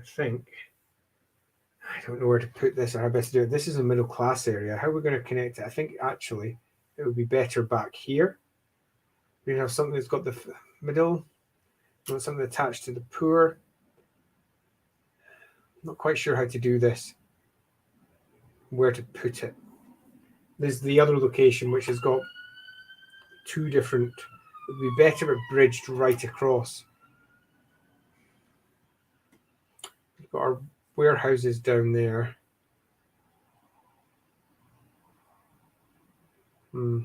If we actually close this off.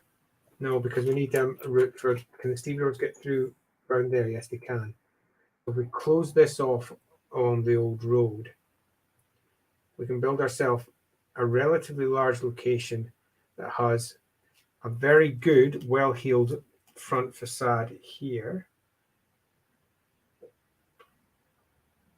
That looks onto a small square that leads into a back area that's dodgy as they come.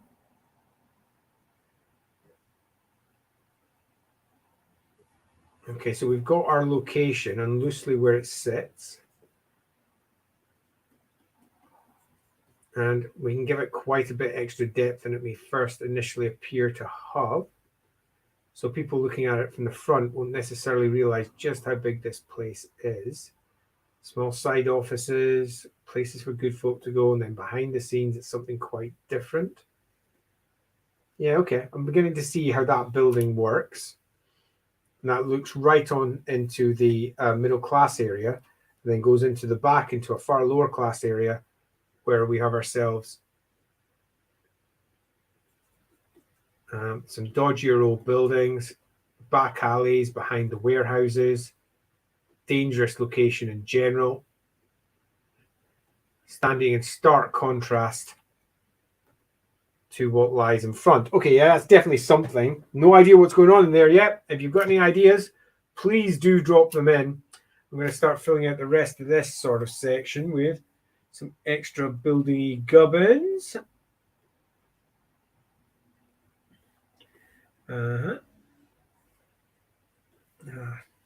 Dropping some building at the back. They're separated there. Extra buildings and outhouses. I'm much more concerned about the garden at the front. Yeah, okay. Yeah, that will make sense. Now we need to do is do our townhouses. Then these are going to be rickety, but solid middle class style buildings. So we'll have it go up like so into the old wall, which they were built into. Some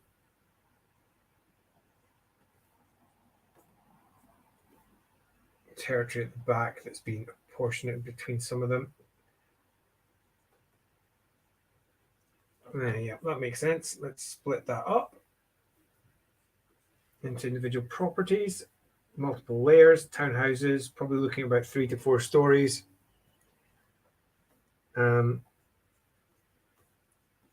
Maybe some poorer folk in some of the bottom parts. And we'll split it up and make slightly better houses just behind that. Yeah, that's sort of making sense to me. I can see what it looks like in my mind moving down this side street. Then slightly better houses at the back. And a nice one curving around the road there. And another nice one there.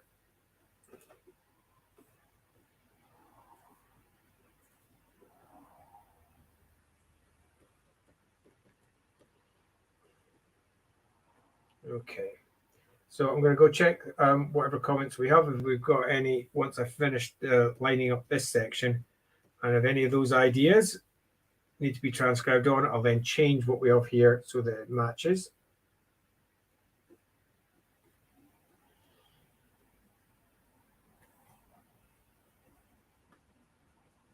Okay.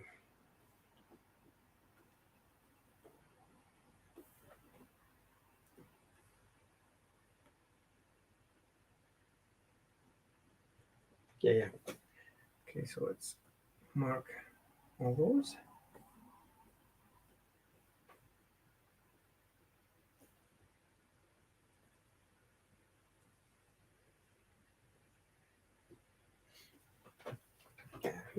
Yep.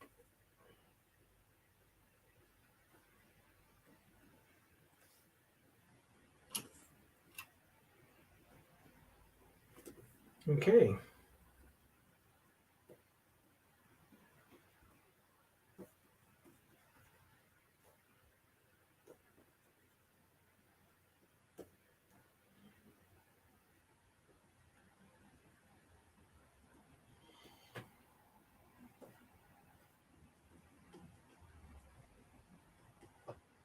As we're slowly but surely moving towards the 3rd hour, we have indeed managed to finish off one of the sections of the town almost. Contrary to my own expectations earlier when I was warbling along like mad. Let me get my extra road layer in, fill in the bit of roads that we need.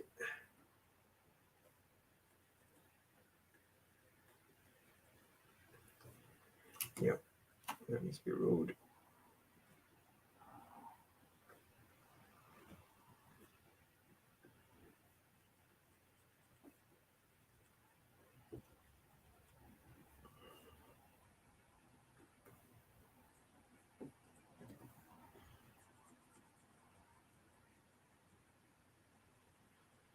Okay.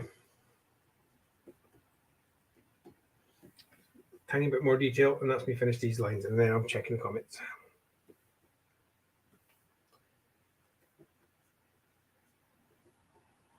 Oh, that brush is way too big. What's going on there?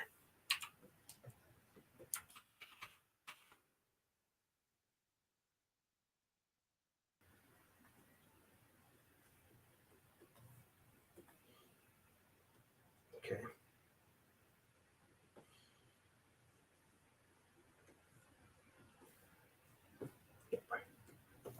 Right. Happy with that? Yes, I am. Right, let's have a quick check. We'll have a single comment. It makes life easy. Alexander suggests maybe make public torture sessions with debtors, and the bets are on how long they survive. If they survive long enough, the debt is lifted. Maybe even some money for relatives is in it. Who's doing it and why? And who's responsible? I think if we answer that question, it will all sort of sink into place. Who is doing this? Why are they so keen? Why does this place exist? Who is responsible for doing it, and why are they doing it? Yeah, I'm not against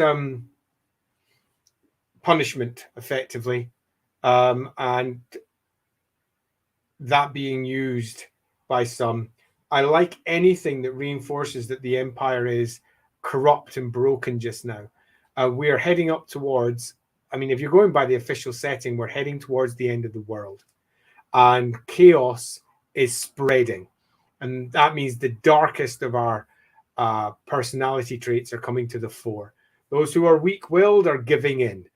And the empire is in a worse state, arguably, just now than it ever has been, even though it may look and may appear united. It absolutely isn't. And having some sort of location that does that is a good idea. Torture, I think, is not a bad thing. Some sort of horrible thing is going on down there, but why is he doing it? Why is she doing it? Who is it that's responsible? Why are they so concerned about doing what they're doing? Is there some sort of religious element to it? Is there something else? Is it entirely a satire on capitalism and people are being bought and traded to be harmed by those who are rich? I mean, there's something there. And I keep on feeling like we've almost got a perfect location. I'm just not quite sure we're quite there yet. What do you think? I'm going to start putting in building colors. And if you have any ideas on top of the stuff what I have just said, feel free. Oops, wrong color. Get the right color location, because that is a purple location where bad things happen. Be it torture, be it murder, be it an opportunity to torture if you're a particularly bad person, a little bit hostile style. Who's doing this and why? Is it just to make money? And if so, how do they make their money?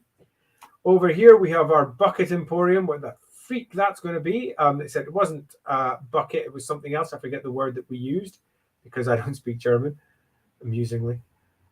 Let me just line the edges on this location. This is that's it. Then we're going to our other color so we can get all of our other color, Andrew, not black. Our other color so we can pop in all our other locations. I'm going to finish off the color on these locations and then check the comments once more. And then see if we can pin down these last locations a little bit better before highlighting and shading them. Then we'll highlight and shade them, and that means this section of the map is actually done. So contrary to my fears at the beginning of the stream when all I did was chat and discuss what we could do with that boat, but not actually do much in the way of proper mapping, it looks like we will definitely have added at least one extra small district to the map that we can use any way we want. Right. Do I want that to be connected? No, I don't. I want it to be like that.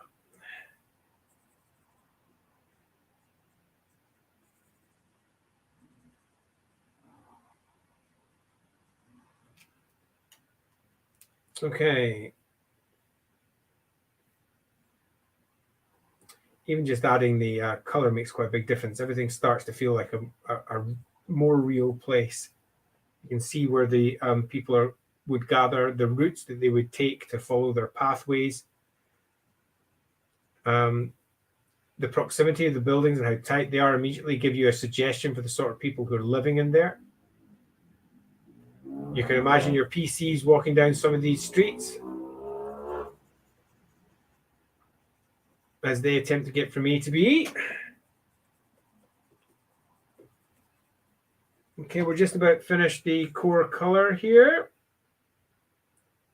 I'm going to add a little bit of greenery in as well for the color, for the underlay. So I get my color, extra colors. Excellent. Perfect. Let's go about there and knock the opacity right down so that I can add in some. Oops, I did not mean to put that over the house. I thought it was sitting behind that there. It was not. We can add in parts here. I don't want it to be quite as green as the area around the halfling locations because we want to reinforce that the Gyron in that area is adding a fecundity to that area that we want to reinforce closer to it, not further away. So we'll keep the green off much of the further away part so that there's definitely a greener part of the map where the Gyron is gathering. Okay. You want to know more about that? Just check the previous streams when we were drawing our way through the halfling section of the town with the ogres, and there I've just been invaded by a cat. I can't remember what I was saying there. Right, so that's that. Right, let's check the comments before I do the next little bit. Okay, so the obvious answer would be, says Alexander, a cultist would be the obvious answer. But I could imagine a radical Verena, I presume Verena, not Verna, priest. He collects no money for visitors, but accepts donations for the, I don't use church, I use cult, for their cult. So we're talking a radical who is seeking justice. And a radical who's perhaps fallen in some fashion and hides the fact that they've fallen by their genuine Verenan worship, and they could be tied through to the orphanage over on the other side of town as well, perhaps adding a certain hard line, zero acceptance of deviation angle to that location. I think there might be something in that. Leftbridge suggests, what is there's a priest of Handrich who has done over in a business transaction that is now seeking revenge by having a corrupted version of the faith. We've got quite a lot of Handrich detailing already. And I don't want to add more because it's a relatively minor cult. And for all that, this is a perfect location for Handrich to try and involve, well, the cult to try and involve itself with.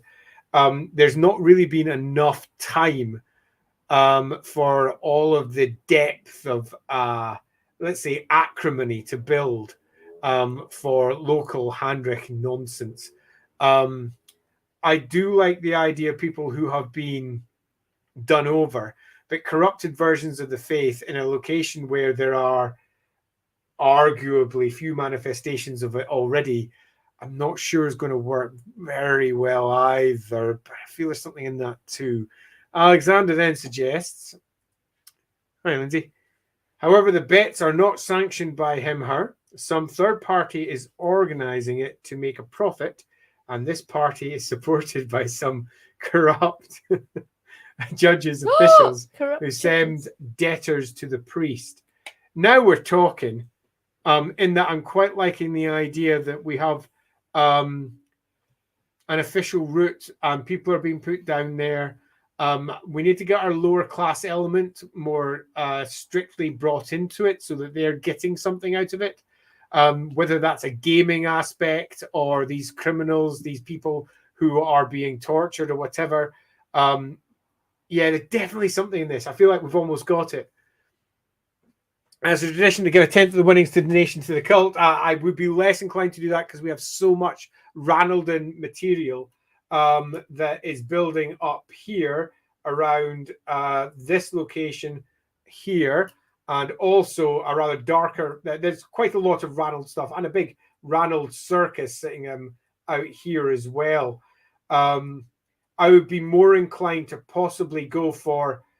Possibly we should be looking at a lesser known deity like Ahold. Ahold, who is known for sacrifices, or perhaps Sepul, the god of vengeance, or maybe even looking at Sul, although we're not really in the right location for Sul worship. Sul worship, also called Sunken in other parts of the empire. Sul worship is very much a solid sort of thing and is concentrated in the old Sudanland Solent tropes. I think Aholt's not too bad an idea, but it's quite far away. I'm quite liking the idea of something that's religious, though, because that gives a reason for the locals to not spurn it.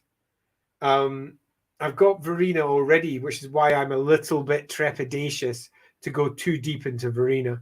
So I think probably the best bet is to have this be some sort of cult gathering where sacrifices are done for one reason or another, probably tied to one of the gods like Ahold. I'm not sure yet. I feel like we're dancing around a really good idea. Like we've almost got it. It's rare that I can't quite pin it down. Let's call it a post-festive blues. If you compare this to the previous streams, normally I'd be like, yes, it's this. Excellent, we've got it. But yeah, not quite there with this one yet. Anyway, I'm going to quickly add in our shades because I'd like to finish off this section. So let's drop in our shades in this area. Relatively high walls around the middle class buildings. Buildings themselves relatively high also. We've not done the shades, the highlights in these yet. We'll do those in just a moment. And then once we've done this, but I think I'll probably call the stream to an end for today. But we'll decide that once I've zoomed out and had a look at how much we've done. Because I feel like we've not done enough. I might do a little bit extra so that we can add a little bit of more detail for the next time. And I will be streaming next Thursday unless disaster strikes. I intend to get back to doing this every single Thursday from now on until we've finished this map, which I'm very keen to see done. Okay, let's finish off our shading here. Boom, boom, boom. The old city wall there. Somebody suggested in an earlier stream that we do the city wall in a separate color, and I now agree with them completely. The city wall just vanishes in amongst everything else, and that needs to be resolved. So I'll probably do that next stream, separate out the city wall, make it nice and clean so that it can be seen with ease. Let's also drop in that location. God knows what this is yet. It's definitely something. Our temple stroke location that's devoted to something we've yet to definitely pin down. Oh, didn't color in these last little buildings. I'll do that in just a second. Color. Wrong color. Wrong color. There we go. Before I hit the comments, I'll quickly do the highlights as well, because there's not actually that many highlights. Wrong brush.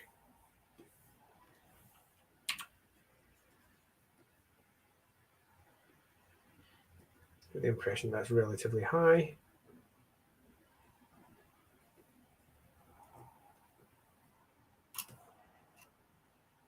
Highlights again are done very simply. It's just to help make the individual locations pop.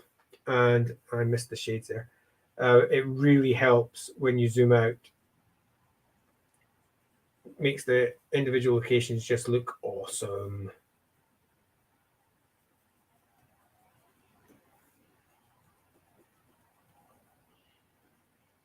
Okay, cool. Highlights again.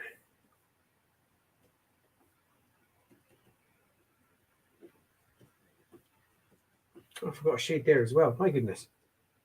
What was I even thinking?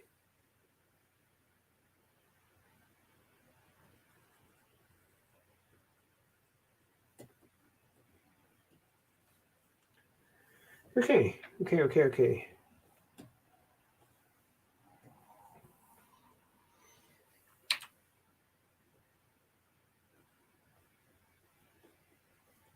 Right. We're almost there.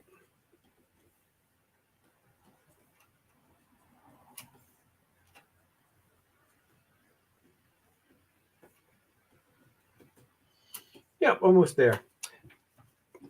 Oh, didn't take off that comment. Missing Yalib, yeah, totally. That's what he gets for going and watching movies. I mean, how dare you have a life? Right, let's bring on our trees, add some vegetation to this area so that we can finish it off and take a look at what we've done. Let's and the opacity in that slightly. Let's sorry, I'm not sure. Alexa's just gone mad in the background. Alexa, shut up. Right.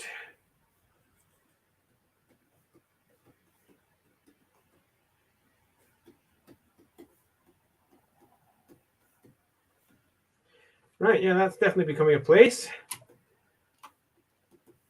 Little side street. Love it. Let's add a little bit of extra color on the color layer so that we can give the idea of. No, it's not enough. A bit brighter, please.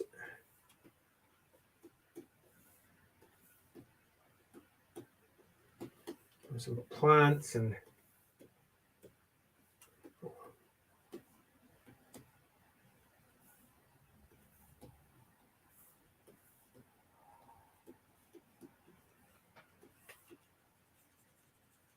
okay, cool. Let's zoom out and take a look at what we got. Okay, yep, that area looks like it's in place. Regardless of what those locations are, we've definitely done them. We've also done an extra area of high warehouses down towards the south, outside the city walls. We're definitely making progress. We have done quite a bit more. Let's bring up our final comments before I disappear. Our final comments are: the trees are hiding fancy gardens, but only to those of us who are looking down from above. To those who are passing by, the trees just provide a beautiful canopy under which, the flowers can be seen nice and clearly.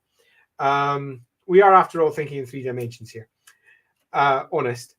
Yeah, I quite like that. The tone for the area has been nailed down. We've got our lovely warehouses down there. We've got our Stevedores Guild over here. We've got our odd cult center here that is somehow associated with sacrifice. I'm going to presume it's Ahalt or Ahalt, depending on how you want to pronounce that. A little bit of details about that god can be found in books like Sigmar's Heirs, or that's for second edition or second editions. There's a few small references in Total Salvation as well. We could definitely tie something, although that's again more of I think maybe Seppo might be better, God of Vengeance. Very popular down in Averland and Stirland. But no reason why it couldn't be imported up here. And all about taking revenge on things. And what we could tie in somebody who's got something against the Hallscrooks and is looking to take them down, possibly because of the enormous amount of building that's been done or something else. So we can build a really good NPC for that location. So I'm thinking something that's to do with Seppo, the god of vengeance. We've got ourselves a flop house sitting down at the bottom there, where the local laborers gather, and it's just a horrible, smelly location stuck between other warehouses. something that's gone really down, a bit of an eyesore in the local area. We've got our, let's just call the bucket location that we've still yet to pin down, but we know that there is definitely some sort of drugs being smuggled through this area, and that we have somebody who is very much of the putting the best foot forward type there. Possibly there's things being sold in that area. We've yet to decide. But that location needs to be pinned down. Once it's got a name and it's written up, it'll be nice and clear. So thank you very much to everyone that's lasted this long. There's actually still quite a number of you out there. I'm going to be doing this every single Thursday until we're finished, assuming that I'm not ill or Lindsay says something like, Andy, go and do this for me instead this evening. And I'll go, okay. For those of you who are interested in the stream game of Warhammer Fantasy Roleplay I'll be running, that will be starting very soon on Fridays, every single Friday until we're done, or one of us is so ill that we can't turn up. But as long as I'm there, I'll still be playing it every single Friday. That's going to be an enormous amount of fun. And I hope you enjoy it as much as we do. Beyond that, all the normal things that you say at the end of streams, do feel free to like, press bells, do all those things that you do in YouTube. And I very much look forward to doing more of this with you all next week. I think next week we're going to finish off this tradie section down here in the warehouses, and we'll go for a very different style of warehouse from the upper class style, the newer builds that we've got on the outside of the walls. And the ones on the inside of the walls will have far more ramshackle. We'll have as longer, thinner warehouses, much more similar to the ones that you find in Bergenhafen, for example, the older style building, and then the newer builds from the new architect that we were discussing earlier in the stream, the one that's gone missing. They can be built on the outside. He can also be responsible for refurbishing other parts of the town as we move out through some of the other middle class areas, as we move through mapping other parts of the town. So I'm really quite pleased with that. Other than that, all I have to say is thanks very much for turning up. You've been the best. Thank you in particular to everybody that commented. I know that many of you just like to listen to this in the background, but the comments really do make an enormous difference. Thanks so much. And if you want to continue on with your comments or continue the discussion for how some of these locations that we haven't quite pinned down manifest inside the town, drop into the Lawhammer Discord, which has comments all over the place on my blog for where you can drop in there if you haven't found it already. I believe we even dropped a comment about it near the beginning of the stream where the Discord channel is. Drop into the Discord channel and continue the conversations over there. I'm quite sure that we will pin down something super awesome for all of these locations. Other than that, thanks very much. You're all the best. I say goodbye, and I will talk to you all very soon. Oh, that was very good. Thanks very much. Bye-bye.